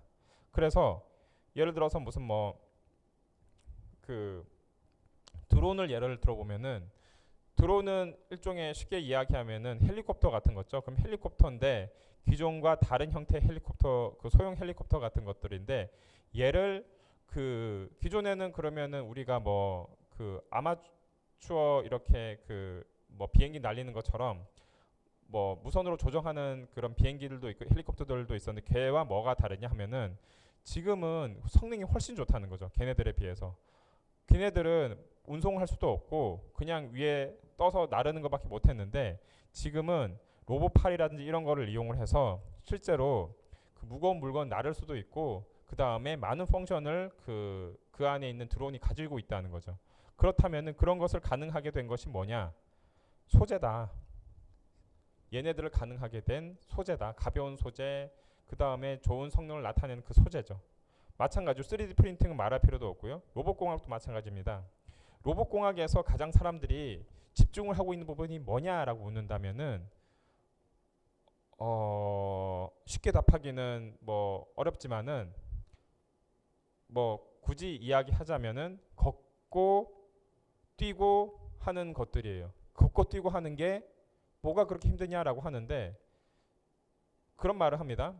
그 알파고도 나타난 시절에 인공지능 얼마큼 발전했어요. 그래서 사람들이 이제는 AI가 뭐 사람의 뇌를 넘어섰다는 둥 이런 얘기를 참 많이 하는데, 그럼에도 불구하고 사람의 뇌가 그런 AI나 이런 인공지능보다 뛰어난 부분이 있다라고 한다면, 아주 어린 애기들조차도 걷고 뛰고 하죠. 걔네들이 이제 뭐 걸음마 하고 뛰고 하죠. 그런데 그거를 그 여러분 무슨 뭐 아시모니 이러한 그 세계 박람회 나온 로봇을 봐요.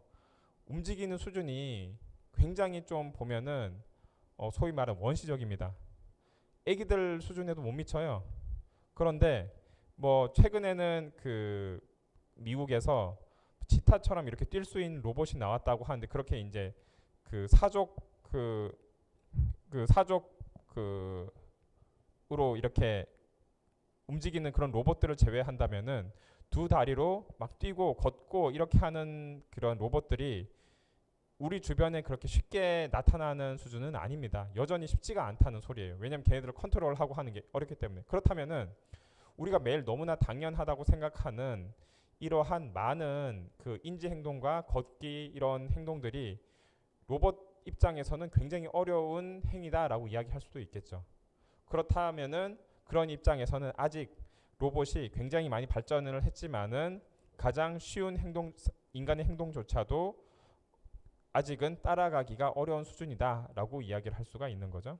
그러면은 얘네들이 하는 일들이 뭐냐? 생체 모방을 할 수밖에 없어요. 그럼 생체 모방의 가장 핵심 기술이 뭐냐? 소재입니다. 왜냐면은 그냥 얘네들 뭐 관절 연결하고 뭐 터미네이터처럼 해도 되는 문제가 아니라, 그 하나하나가 조직적으로 다 컨트롤할 수 있는 것도 하나의 능력이지만은 그 예를 들어서 외부에서 충격, 그 다음에 이제 착지할 때 도움할 때 이런 그 행위들의 그 밸런스를 맞추기 위해서는 소재가 핵심적이에요. 그러다 보니까 결국에는 지금 우리가 이야기하는 것들의 핵심이 겉으로 나타나지는 않지만은 소재다. 신소재가 없으면은 여러분들이 새로운 뭐 아무리 좋은 생각을 가진다 하더라도 구현하는 것은 거의 불가능하다라고 단언컨대 이야기를 할 수가 있는 거죠. 자, 그래서 뭐 생체 모방형도 마찬가지로 그렇습니다. 자, 그렇다면은 저기까지가 이제 4차 산업혁명에 대해서 이야기한 건데, 자, 여기까지가 그 4차 산업혁명의 이야기예요. 그러면은 여러분 4차 산업혁명 들으러 온 거는 뭐 이 이야기 재밌든 안 재밌든 떠나서 아닌데, 그 전자에너지 재료공학은 언제 이야기합니까? 라고 한다면 이제부터 그 우리가 어떤 거에 주목하는지 이야기를 해볼게요. 자, 우리가 주목하는 거 하나 볼게요. 우리라고 하면은 나입니다. 나와 이제 이 수업을 듣는 사람들이 뭘 주목하느냐, 뭐 관심 없을 수도 있지만은 웨어러블 디바이스에 대해서 한번 이야기를 해보도록 하겠습니다. 툭 튀네. 웨어러블 디바이스라고 하면은 여러분 한 번쯤 다 들어봤을 텐데, 가장 뭐 여러분이 쉽게 상상할 수 있는 건 뭐 갤럭시 기어 뭐 이런 것도 있고 뭐 아이워치 이런 것도 있고 하는 것들이 다 웨어러블 디바이스인데, 앞으로 웨어러블 디바이스가 굉장히 여러분이 많이 들어봤지만은 더욱더 크게 성장을 할 거예요. 얘네들이 왜 성장하는지 한번 거기에 대해서 이야기를 해보도록 하겠습니다. 자, 우선 이 웨어러블 디바이스와 4차 산업혁명에 대해서 제가 이렇게 보면서 이거 좀 괜찮다라고 하는 영상을 하나 가져왔는데, 요거를 한번 여러분들이 먼저 보시기 바라겠습니다.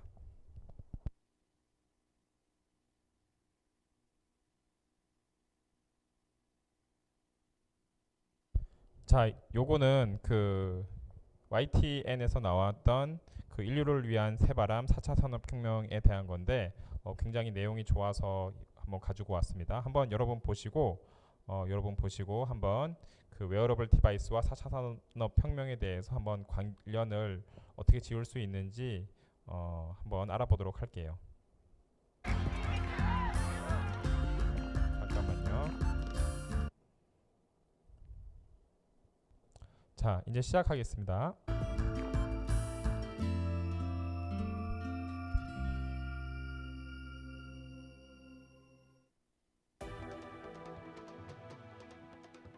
매일 아침 하루를 시작하는 우리는 옷을 입고 신발을 신고 안경을 쓰거나 벨트와 시계를 차는 등 필요한 도구들을 몸에 착용합니다.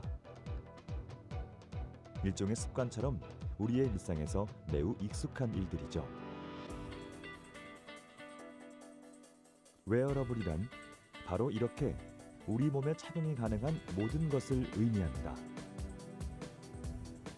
그렇다면 웨어러블 기기뿐만 아니라 관련 기술까지 웨어러블 콘텐츠가 자연스럽게 4차 산업혁명의 중심에 자리를 잡고 있는 이유는 과연 무엇일까요?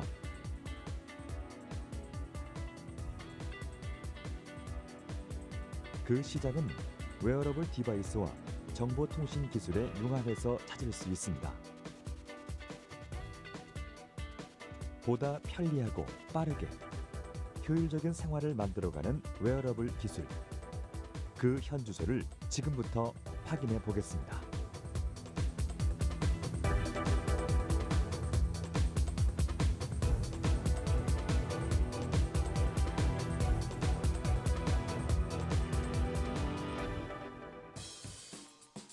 (1990년대까지만) 해도 컴퓨터를 착용한다라는 개념은 대중에게 꽤 낯선 이야기였습니다. 하지만 개인용 컴퓨터의 보급과 함께 인터넷망의 확산, 그리고 컴퓨터의 소형화, 경량화 추세는 언제 어디서나 가상의 세계와 접속할 수 있는 환경을 구축하기 시작했죠. 2000년대에 들어선 인류는 무선 통신 기술과 더불어 웨어러블 기기의 폭발적인 발전을 이뤄냅니다. 신체 보호와 패션의 기능을 하던 의류와 액세서리들이 지능을 갖게 된 것입니다.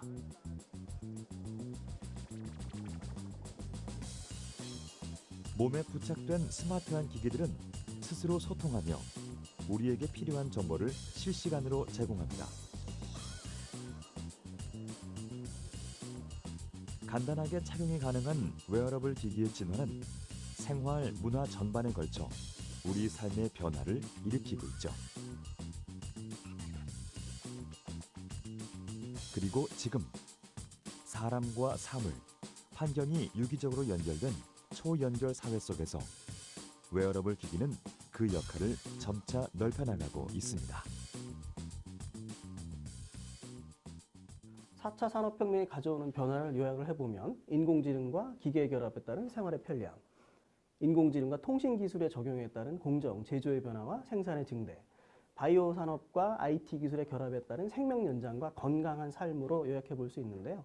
웨어러블 기술은 사람의 상태, 행동, 선호도를 분석해서 맞춤형 서비스를 제공해 줌으로써 생활의 편리함과 건강한 삶을 제공해주는 중요한 기술로 볼 수 있습니다. 이러한 웨어러블 기술은 사용자를 분석하고 맞춤형 서비스를 제공해 주기 때문에 4차 산업혁명의 가장 중요한 기술로 볼 수 있겠습니다.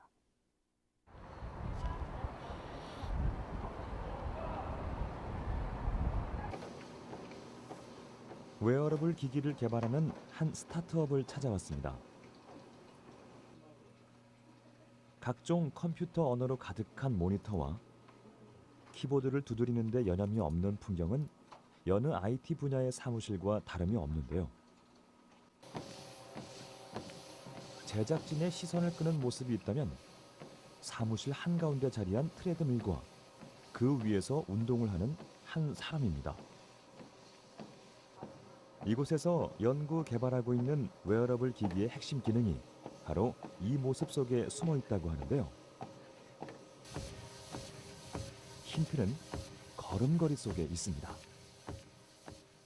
저희 스마트 밴드는 헬스케어 웨어러블 기기로서 걸음걸이 자생을 교정하는 데 도와주는 디바이스고요.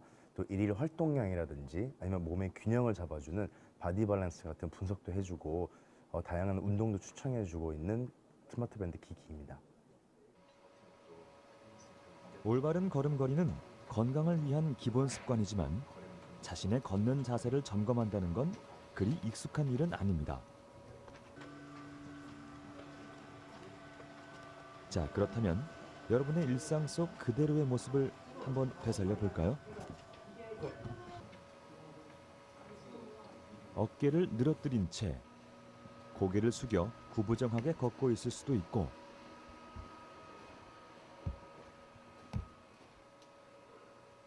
나도 모르게 두 손과 시선을 휴대폰에 고정한 채로 위험한 보행을 하고 있을지도 모릅니다. 잘못된 걷기 습관은 실족 사고로 이어질 수도 있고 신체 비대칭과 만성 통증까지 유발할 수도 있는데요. 연구진들은 걷는 자세를 두 팔의 역학적인 움직임을 통해 분석이 가능하다는 사실을 알아냈고 이를 밴드형 웨어러블 기기에 담아냈습니다. 사람들이 태어나서부터 죽을 때까지 많이 걷지 않습니까? 그 걷는 거를 이제 손목에서 측정을 해야겠다. 그리고 또 지금 시장에서 웨어러블 중에 스마트 밴드, 스마트 워치가 시장이 굉장히 넓고요. 그리고 또 저희가 개발을 한 다음에도 이 확장성도 고려해 봤었을 때 손목에서 데이터를 측정해 가지고 이 IoT 산업에 저희가 뭔가를 도전해 보자라는 개념에서 저희의 기기를 발명하게 되었습니다. 손목에 착용하는 스마트 밴드의 핵심 기술은 내장된 센서에 있습니다.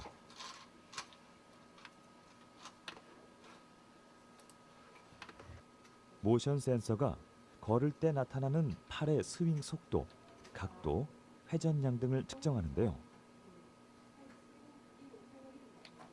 이렇게 정밀하게 분석한 수치값은 걸을 때 자연스럽게 움직이는 팔의 움직임에 따라 어떤 보행 자세를 취하고 있는지 확인할 수 있는 기준이 됩니다.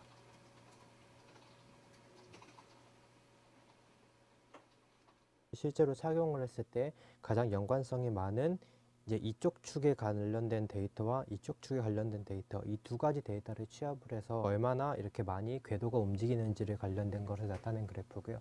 실제로 이제 사람이 걸었을 때 뒤로 가는 각도, 그 다음에 앞으로 가는 각도, 뒤로 가는 각도, 앞으로 가는 각도, 이런 그 주기가 계속 지속적으로 주기적으로 나타나고 있는 그래프입니다.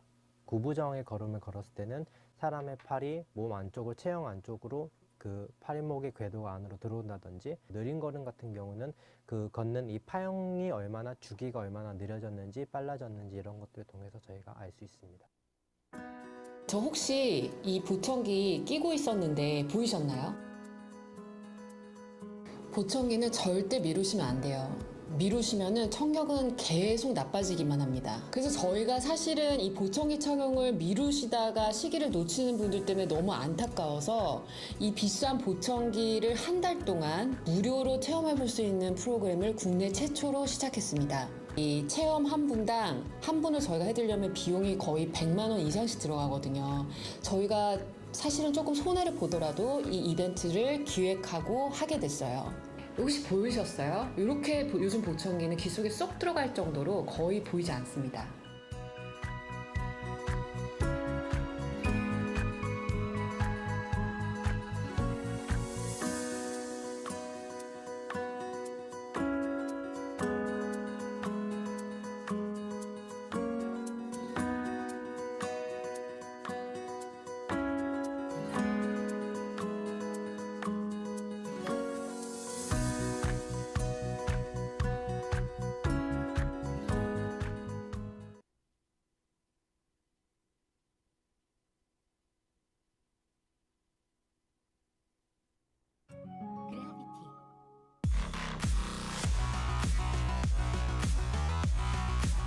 전 세계 1억 명이 경험한 라그나로크 최초의 SRPG 전략 전술 몬스터 배틀, 전략과 수집의 새로운 길을 그리다.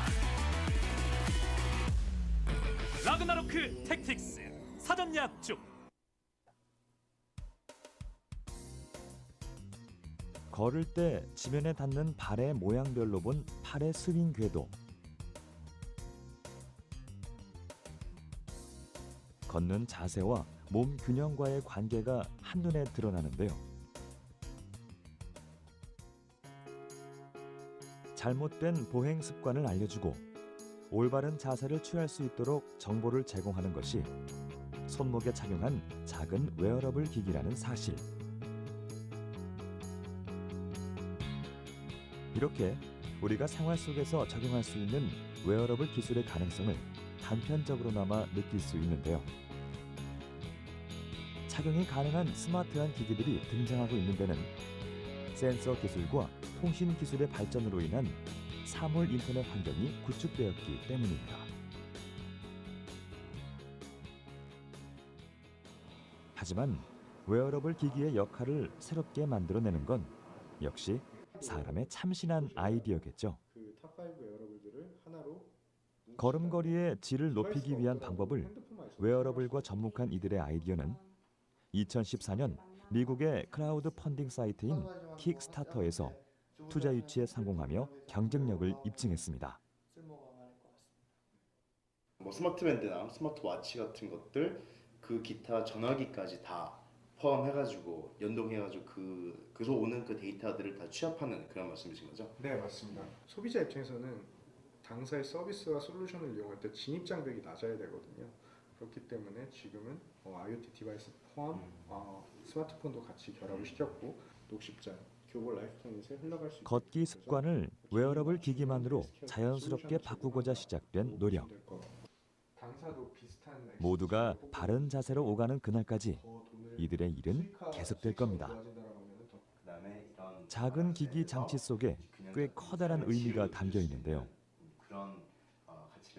사람이 착용해야 그 진가를 발휘하는 웨어러블 기기이기에 개발자들이 정성을 다해 다듬어 놓은 아이디어와 기술력, 그리고 가치가 빛을 발하는 것이겠죠. 저희가 데이터 중심에 되어 있는 이런 이 과학의 진보가 된다고 하면은 분명 저희가 가지고 있는 손목에서부터 오는 데이터 그리고 몸의 균형에서 오는 데이터도 이 IoT 측면에서 굉장히 많은 의미와 뜻을 그래도 가치를 전달할 수 있을 거라고 믿고 있고요. 그 데이터를 활용해 가지고 뭔가의 서비스라던가 플랫폼이라던가 그런 것들에 대해서 저희가 기여를 할 수 있다고 하면은 네, 저희는 또 열심히 한번 개발해 볼 생각입니다.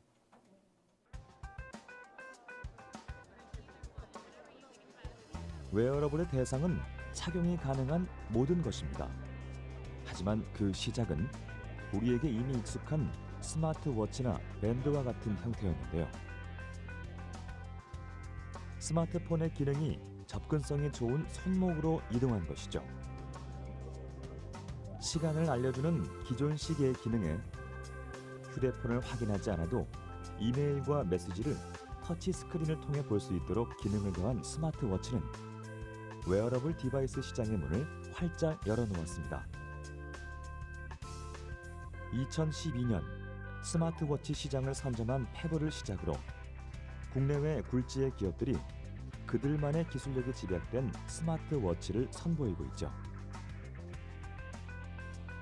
이제 손목 시계는 컴퓨터, 스마트폰, 그리고 패션 아이템의 역할이 가능한 융합의 결정체가 되었습니다.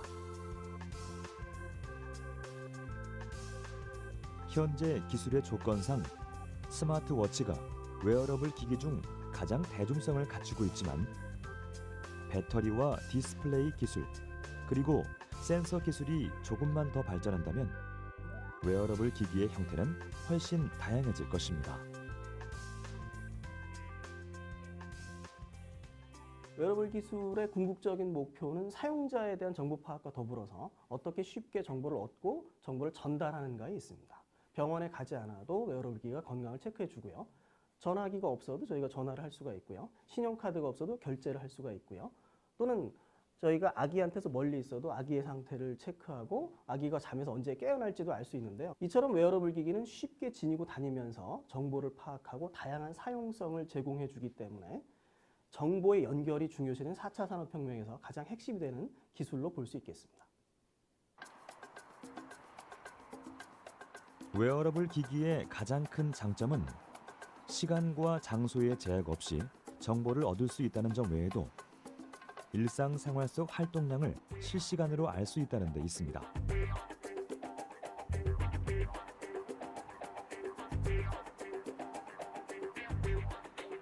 하루에 얼마나 걸었는지, 아니면 얼마나 오래 앉아 있었는지, 운동량과 섭취한 음식의 칼로리까지 실시간으로 확인하며 바쁜 생활 속에서 틈틈이 건강을 챙기는 현대인들. 이러한 수치 정보를 얻기 위해선 활동하는 시간만큼 웨어러블 기기를 계속 착용하고 있어야 하는 게 당연한데요.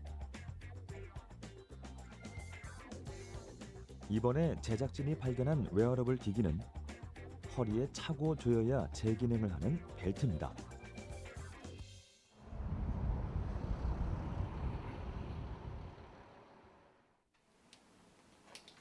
벨트형 웨어러블 기기를 개발하는 스타트업.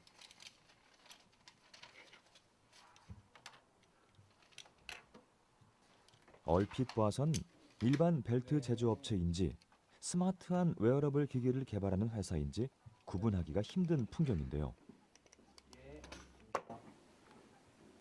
벨트를 조립하고 이리저리 스트랩을 조절해 보다가도 컴퓨터 모니터 앞에선 능숙하게 코딩에 임하는 모습이 스마트 벨트 개발자가 맞는 것 같습니다. 그렇다면 이제 본격적으로 벨트형 웨어러블 기기를 살펴볼까요? 버클 부분을 분해하니 그 안에 검은색의 작은 부품 하나가 들어 있습니다. 조그만 센서 안에 엄청나게 많은 기능이 들어가 있는데요. 대표적으로 허리 둘레를 측정할 수 있는 센서, 그리고 운동량을 측정할 수 있는 센서가 들어가 있고, 그와 더불어 알고리즘까지 들어가 있어서 이 조그만 센서를 어느 벨트에 추가하더라도 스마트 벨트가 될 수가 있습니다.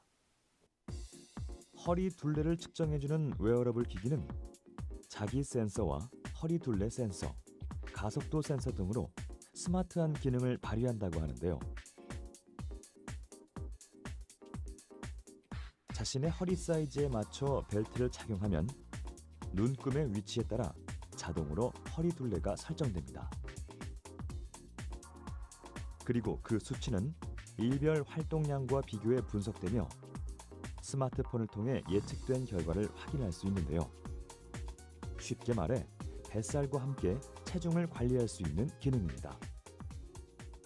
허리 둘레가 중요한 이유는 크게 두 가지입니다. 첫 번째로 절대적인 기준이기 때문인데요. 성인 아시아 남성의 경우 90cm만 넘어가도 과체중으로 분류가 될 수가 있고요. 두 번째로는 기존의 체중만으로 분석 서비스를 해주게 되면 좀 미슬리딩 할 수가 있거든요. 허리 둘레는 사실 근육량에 따라서 비례할 수가 있기 때문에 실제 지방량에 따라서 허리 둘레가 늘어나고 실제 지방량이 줄어들면 줄어들기도 하는 특성을 가지고 있습니다. 비만의 척도가 체중이 아니라 허리 둘레라는 사실. 연구진들은 허리에서 측정이 가능한 데이터들이 고혈압, 고지혈, 비만 등의 대사증후군과 밀접한 관계가 있다는 걸 알게 된 후 벨트 형태로 된 웨어러블 기기를 생각해냈다고 하는데요. 어쩌면 하루 중 대부분의 시간을 앉아서 보내는 현대인들에게 필요한 건 스스로 움직여야 할 동기를 부여해주는 것일지도 모릅니다.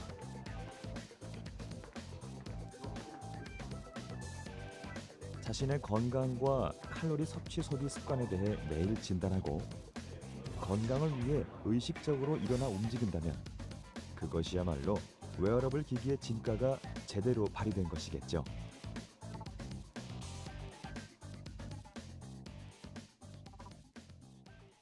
보시면 허리 둘레나 그날 걸은 걸음수 그리고 얼마나 앉아 있었는지 걸은 거리와 칼로리로 이제 변환된 이런 수치들을 애플리케이션을 통해서 볼 수가 있고 이를 이제 당장 오늘 걸은 것뿐만이 아니라 주별, 월별 이렇게 그래프를 통해서 어떻게 그 변화해 왔는지 이런 것들을 볼 수가 있습니다.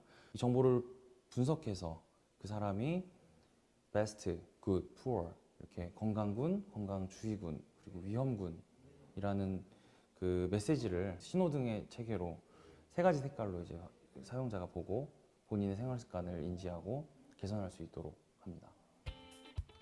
사람들의 허리 둘레를 스마트하게 관리하고자 한 아이디어. 그리고 생활 습관의 진단과 개선 방안을 제안하기 위한 개발자들의 노력. 이처럼 건강을 생각한 하나의 웨어러블 기기 속엔 착용 기술의 또 다른 가능성이 깃들어 있었습니다. 지금 현재 벨트를 첫 번째 제품으로 개발하고 있는데 벨트 안에서도 저희가 계속 발전시켜서 벨트만이 할 수 있는 다양한 생활 습관 정보들을 그 측정하는 그 기술들을 개발을 해내고 있고 조금 더 정밀하게 그 사람에 맞는 솔루션을 찾아줘서 건강을 유지할 수 있도록 하는 조금 더 미래 의학, 미래 의료가 이 웨어러블에서 시작된다고 생각하실 수 있습니다.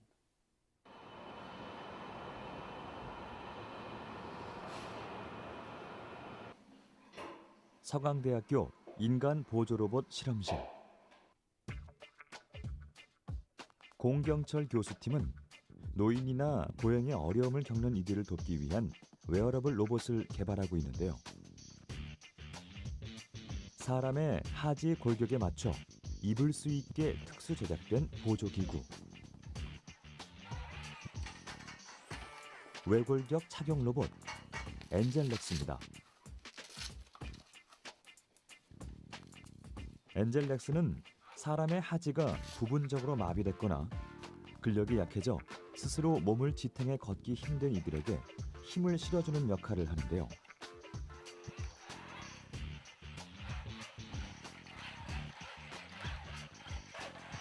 이렇게 몸에 착용하기만 하면 보통의 사람처럼 안정적으로 걸을 수 있다고 합니다.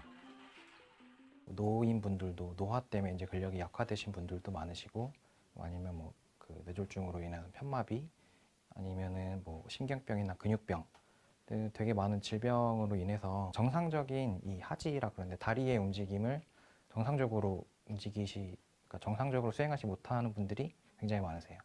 그래서 그런 분들을 도와드리기 위한 로봇입니다.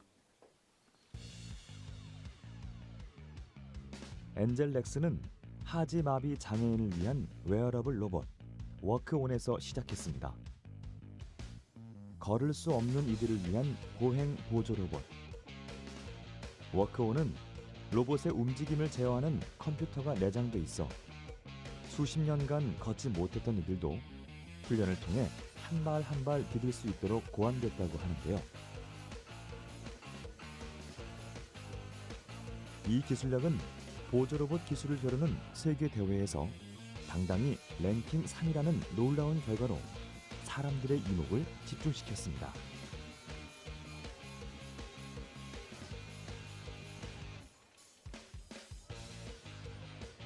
엔젤렉스는 이 워크온을 모티브로 보다 많은 사람들이 도움받을 수 있도록 개량된 것이라고 하네요. 어떤 장애도 많이 발생을 하고요. 또 많은 분들이 근력이 약화돼서 바깥 활동을 잘 못하시고 또 댁에만 계시는 그런 문제가 있었습니다. 그래서 어떻게 하면 그런 분들을 좀 로봇 기술로 도와드릴 수 있을까 그런 고민을 많이 하게 됐고 또 그 하나의 어떤 대안이 웨어러블 로봇이 아닐까라는 생각을 하게 됐습니다.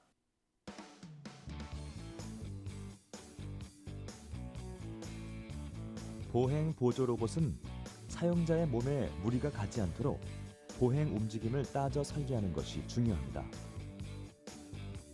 사람은 몸을 움직일 때 근육뿐만 아니라 반동과 같은 외부의 힘을 이용하게 되는데요.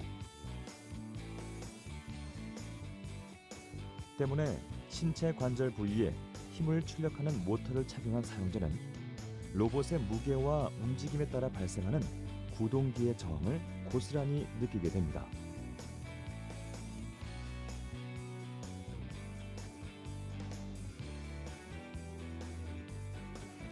이러한 저항력을 줄이기 위해 적용된 것이 무저항 구동 기술.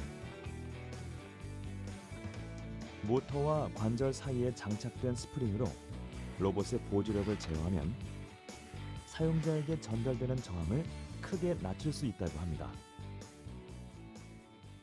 원래는 저항력이 있기 때문에 지금 이렇게 이 상태에서 놓으면은 중력 때문에 다리가 내려오는데 굉장히 천천히 내려오죠.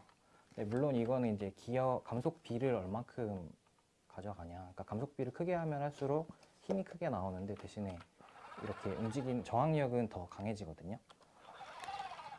이제 무저항 구동 기술을 적용을 하게 되면 그런 저항력이 제거가 되기 때문에 굉장히 이렇게 빨리 움직일 수 있는 상태가 됩니다. 이런 상태에서 사람이 착용을 하게 되면 이제 저항력이 안 느껴지게끔 되는 거죠.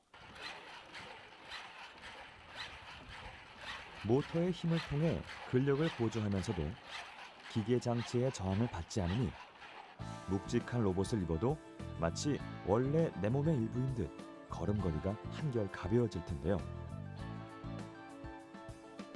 다리를 다쳐 거동이 불편한 이들에게도 혹은 힘이 약한 노인들에게도 튼튼한 두 다리가 되어줄 것 같죠.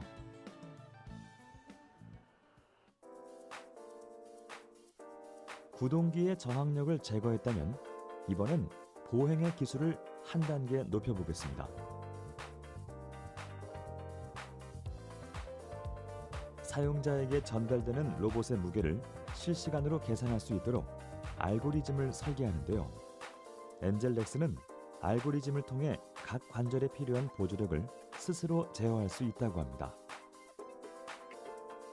뿐만 아니라 사용자가 보행할 때 발생하는 발바닥 압력과 관절 각도, 그리고 무게 중심 등의 정보를 파악할 수 있는데요. 현재의 걸음걸이가 어떤지, 어떻게 걸어야 불편하지 않은지 스스로 분석하는 똑똑한 보조 로봇. 10번 동안을 측정해주고 그러고 나서 확인해가지고 애널리시스 넘어가게 그렇게 해놔가지고 지금 아직 한 걸음이 측정이 안 돼서 그래. 입구하면 될 것 같아요. 눌리는 힘이 약해서 그런가. 두 개 동시에 눌리는데 모양이. 보행 보조 로봇이 제 역할을 수행할 수 있을지 한번 걸어보겠습니다.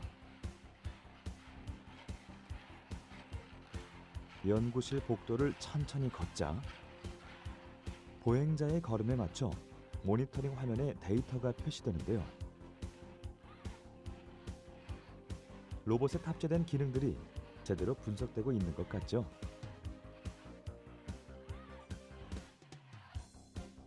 보행 분석은 이 신발 안에 들어있는 그 발바닥의 압력을 측정하는 센서가 있어요. 그 압력을 측정하는 센서에 퍼지로직이라는 것을 적용을 해서 뭐 예를 들면 스윙 동작에서 로봇이 사람한테 제공해줘야 되는 보조력하고 이런 이렇게 발을 딛고 있는 상태에서 제공해줘야 되는 보조력이 종류가 다르거든요. 그래서 그 보행 분석을 통해서 그 순간에 맞게끔 어떤 알맞은 보조력을 이제 로봇이 제공해주는 역할을 하게 됩니다. 계단을 오르거나 자리에 앉았다 일어나는 건 우리에게 있어서 아주 사소한 일인지 몰라도 누군가에겐 평생의 꿈이 될 수도 있습니다. 보행 보조 로봇은 사고로, 노화로, 선천적 장애로 걸을 수 없는 상황에 처한 이들에겐 매우 간절한 기술이 될 것 같네요. 이 웨어러블 로봇은 사람을 보조하거나 사람의 근력을 증강을 시켜서 오히려 더 사람을 그 중심으로 가져오는 그런 로봇 기술이거든요. 현재는 그렇게 힘을 도와드리는 데만 웨어러블 로봇이 개발이 되어 있는데 앞으로는 이제 지적인 능력이나 뭐 감각 기관이나 아니면 여러 인지 능력이나 이런 부분에서 약간 모자란 부분을 채워드리는 역할도 웨어러블 로봇이 수행을 하게 될 것입니다. 사람의 부족한 부분을 채워주는 웨어러블 로봇. 아직은 물리적인 힘을 보태주는 역할에 머물러 있지만 지능이 담긴 웨어러블 로봇의 진화는 곧 사람을 위한, 사람을 향한 소통의 기술로 자리 잡을 것입니다. 우리 삶 속엔 생활을 보다 효율적으로 관리할 수 있는 웨어러블 기기들이 제각기 스마트한 기술을 뽐내고 있습니다. 입기만 해도 심장 박동수와 호흡 체크는 물론 운동량에 따른 칼로리 소모까지 측정해주는 스포츠 웨어도 있고요.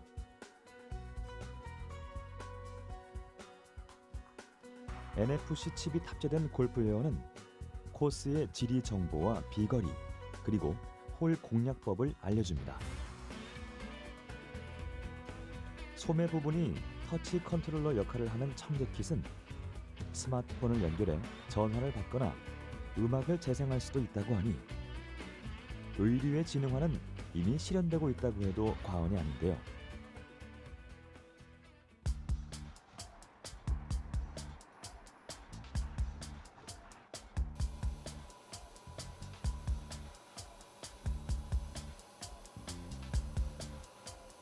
한국과학기술연구원 광전소재연구단에선 스마트 의류의 핵심이 될 원천 기술, 섬유형 트랜지스터를 연구하고 있습니다.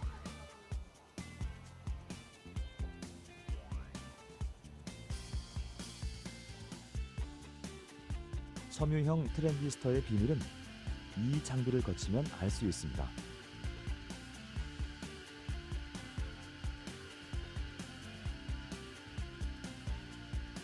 반도체와 절연체, 고분자가 혼합된 용액을 전도성 실표면에 코팅하는 장치인데요. 튜브를 따라 천천히 이동하는 혼합 용액.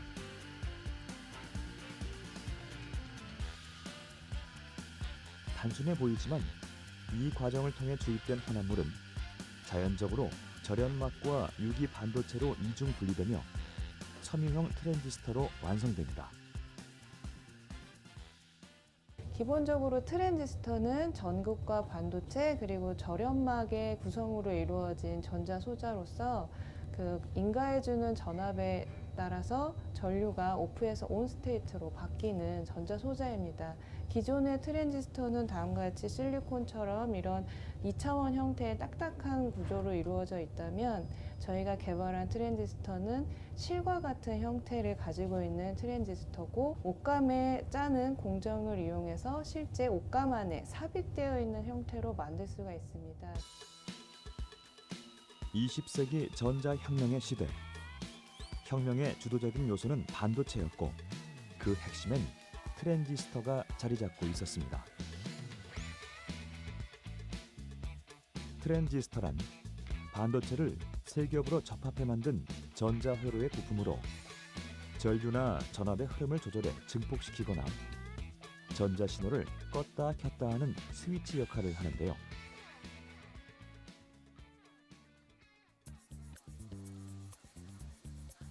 스마트폰, 컴퓨터, 태블릿 PC와 같은 전자제품 구동에 있어 필수적인 요소지만 반도체와 절연막, 그리고 전도성 전극의 복잡한 다층 구조로 구성되기 때문에 보통은 단단하고 평평한 기판으로 제작됩니다.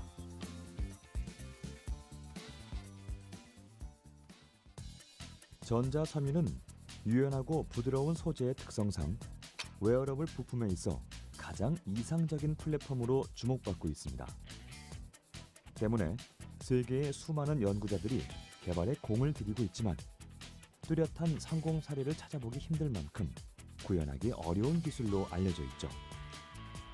임정화 박사팀의 섬유형 트랜지스터에 대한 연구 성과는 전자소자 구조의 한계를 뛰어넘었을 뿐만 아니라 사람이 입은 채로 전류를 제어할 수 있는 웨어러블 스마트 의류의 가능성을 열었습니다.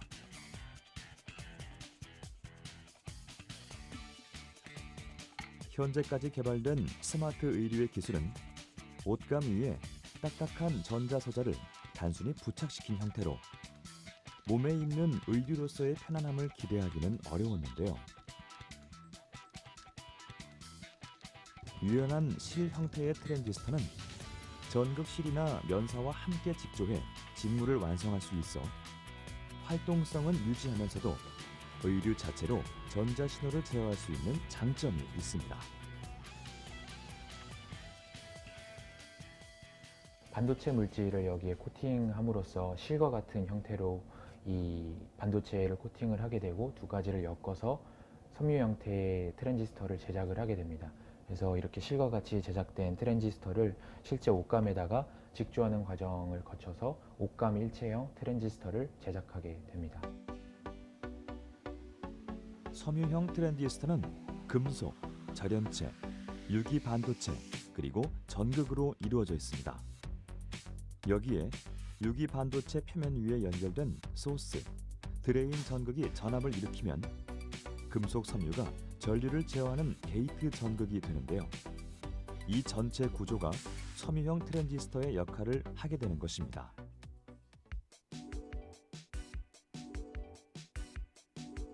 직조된 실 트랜지스터는 보기와는 달리 기판 형태의 트랜지스터와 유사한 성능을 구현합니다.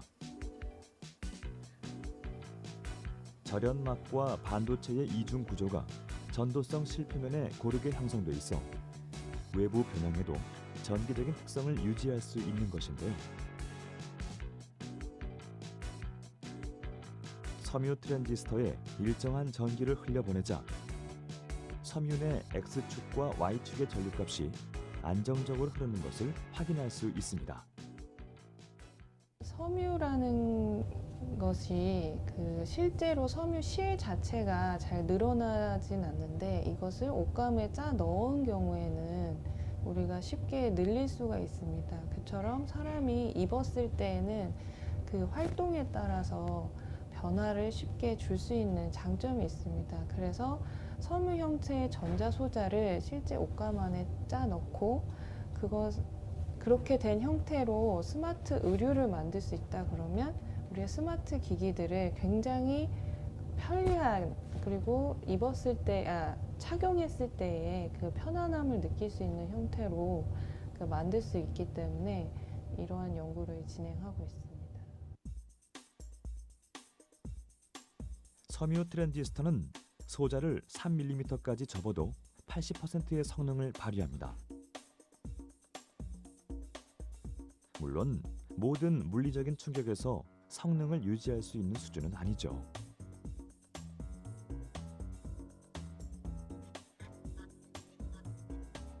하지만 전자섬유의 안정성에 대한 연구가 계속된다면 언젠가 섬유를 구부리거나 느리거나 혹은 물에 젖게 되더라도 트랜지스터의 기능을 온전히 발현할 수 있을 것입니다.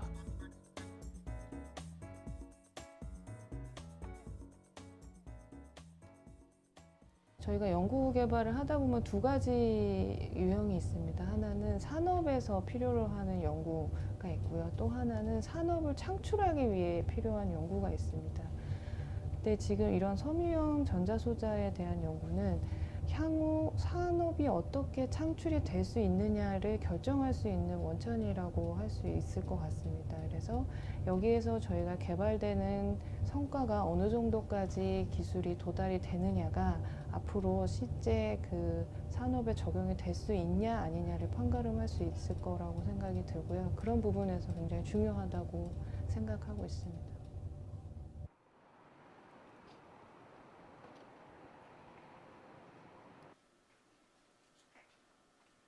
웨어러블 기술의 미래를 확인할 수 있는 곳.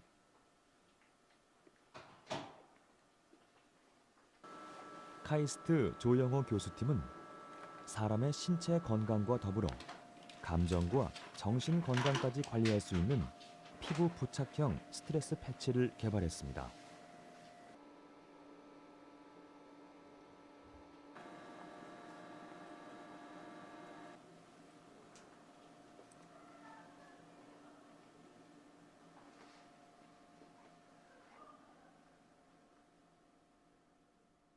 맥박 그리고 피부 온도, 피부 전도도 세 가지를 측정을 하면은 인간의 스트레스를 알 수 있다는 것이 어느 정도 생리학자들을 통해서 밝혀져 있는 상태이거든요.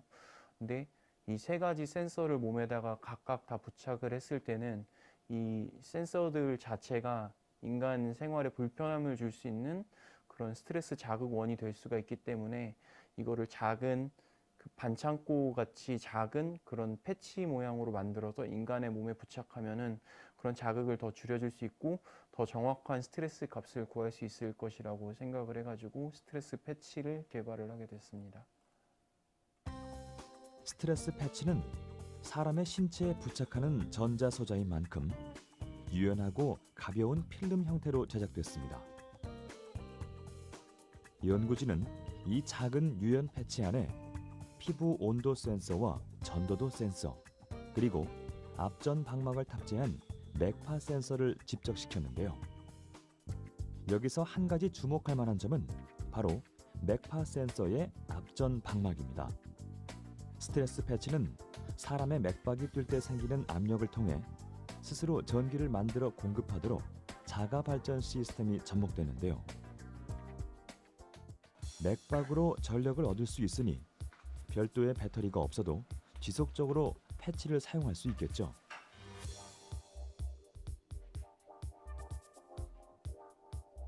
그렇다면 스트레스 패치는 사람의 감정 징후를 어떻게 측정하는 걸까요? 만약 어떤 난처한 상황에 처해 있다고 가정해 보겠습니다.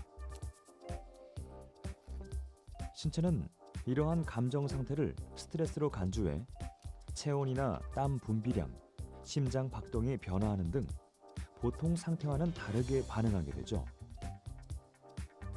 스트레스 패치는 각 센서를 통해 생리적 신호의 물리량을 측정하도록 설계됐는데요. 실제 여러 가지 스트레스 환경과 비슷한 수치의 전기 자극을 신체에 전달하면 데이터의 변화를 한눈에 확인할 수 있습니다.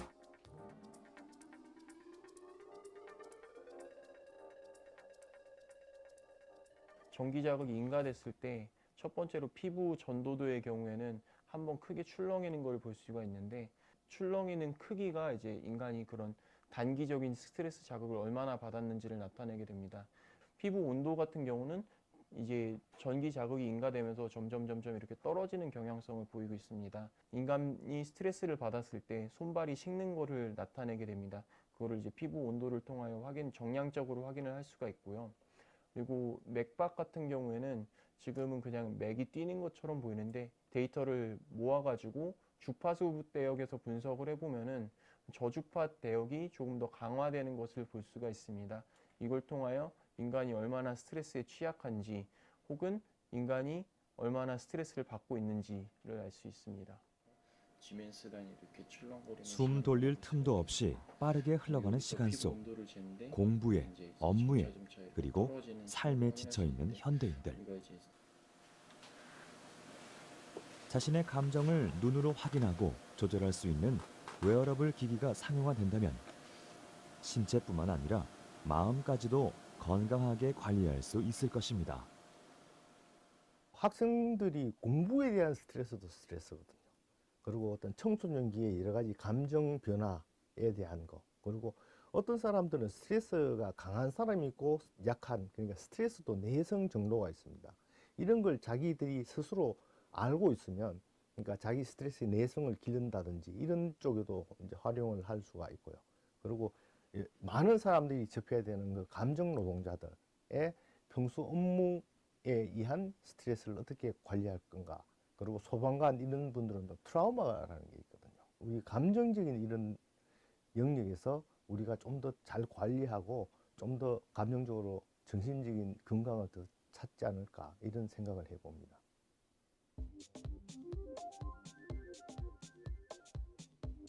웨어러블 기기의 주된 적용 분야는 단연 헬스케어 분야라고 할 수 있습니다. 건강한 생활이야말로 삶을 보다 효율적으로 살아갈 수 있는 하나의 방법이기 때문이겠죠.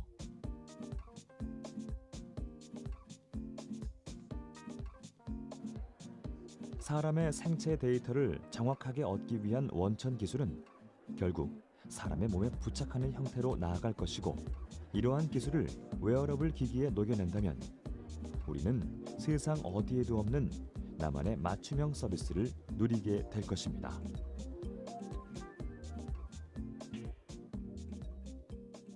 결국 사람에게서 얻은 생체 정보를 이제 의료용이나 헬스용으로 가공을 하려면 정확한 정보를 얻어야 되는데요. 그렇게 되려면 몸에 부착하는 기기에서 얻어지는 정보는 이제 제일 정확하게 됩니다. 그래서 전자 피부나 패치 같은 이제 신체 부착형 기기들이 점점 더 발전을 하게 되고요. 결국은 사람들 개개인에 대한 파악과 더불어서 사람들이 정보를 전달할 수 있는 채널로서 앞으로 패치형이나 전자 피부형 같은 웨어러블 기술들이 더욱 중요해질 것으로 생각이 됩니다. 사람의 두 손을 자유롭게 만들기 위해 시작된 웨어러블 기술은 이제 곧 우리 몸 전체를 감싸게 될 것입니다. 착용이 가능한 기기로서가 아니라 또 다른 신체의 연장선으로서 말이죠. 웨어러블 기기의 첫 번째 역할이 언제 어디서나 인터넷 환경을 구현하며 원하는 정보를 얻을 수 있도록 하는 데에 있다면, 다음으로 중요한 역할은 사람과 가장 가까이 연결되어 있는 스마트한 기기이기에 사람을 둘러싼 모든 생생한 정보를 획득한다는 것입니다. 정보들이 모였을 때 이것을 어떻게 가공해서 이제 서비스를 제공해 줄 것인가, 이런 부분들이 있는데요. 그래서 저희가 보면 의료나 헬스, 바이오 산업들과의 연동이 또 하나 있고요. 그리고 뒷단에는 어떤 일반 생활 보조 산업이라든가 교통 산업이나 스마트 시티, 스마트홈 같은 여러 가지 주변 산업까지의 파급이 되기 때문에 웨어러블 기술이 상당히 그런 면에서는 중요하다, 이렇게 볼 수 있겠습니다. 웨어러블 디바이스는 사물 인터넷과 인공지능, 빅데이터, 그리고 가상현실이 조화를 이루는 가까운 미래로 우리를 이끌고 있습니다. 4차 산업혁명의 중심에 웨어러블을 빼놓을 수 없는 이유.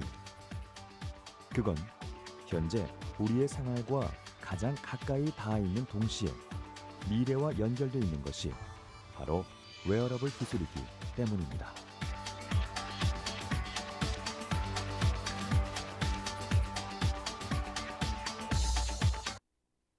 이걸 먹고 불면증이 사라졌어요. 예, 이걸 먹고 불면증이 사라진 거를 나타나기 전에 끊어야 되는데, 예, 타이밍이 좀 늦었는데 어쨌든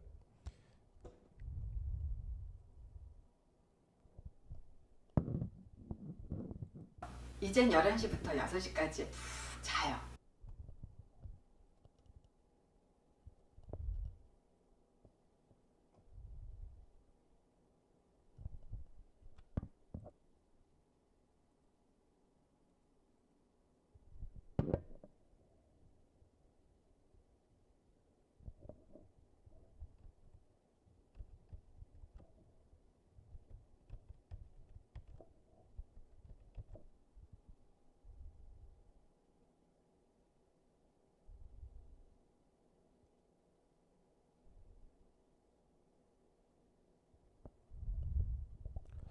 자, 이렇게 해서 우리가 그 4차 산업과 웨어러블 디바이스에 대해서 간단히 알아봤고요. 예, 오늘은 우선 여기까지 해서 우리가 그 전자 에너지 공학 그 에너지 재료 공학이 어디에 사용될 수 있는지에 대해서 맛배기를 했고, 다음 시간에 좀 더 자세히 한번 이야기를 해보도록 하겠습니다. 마치겠습니다.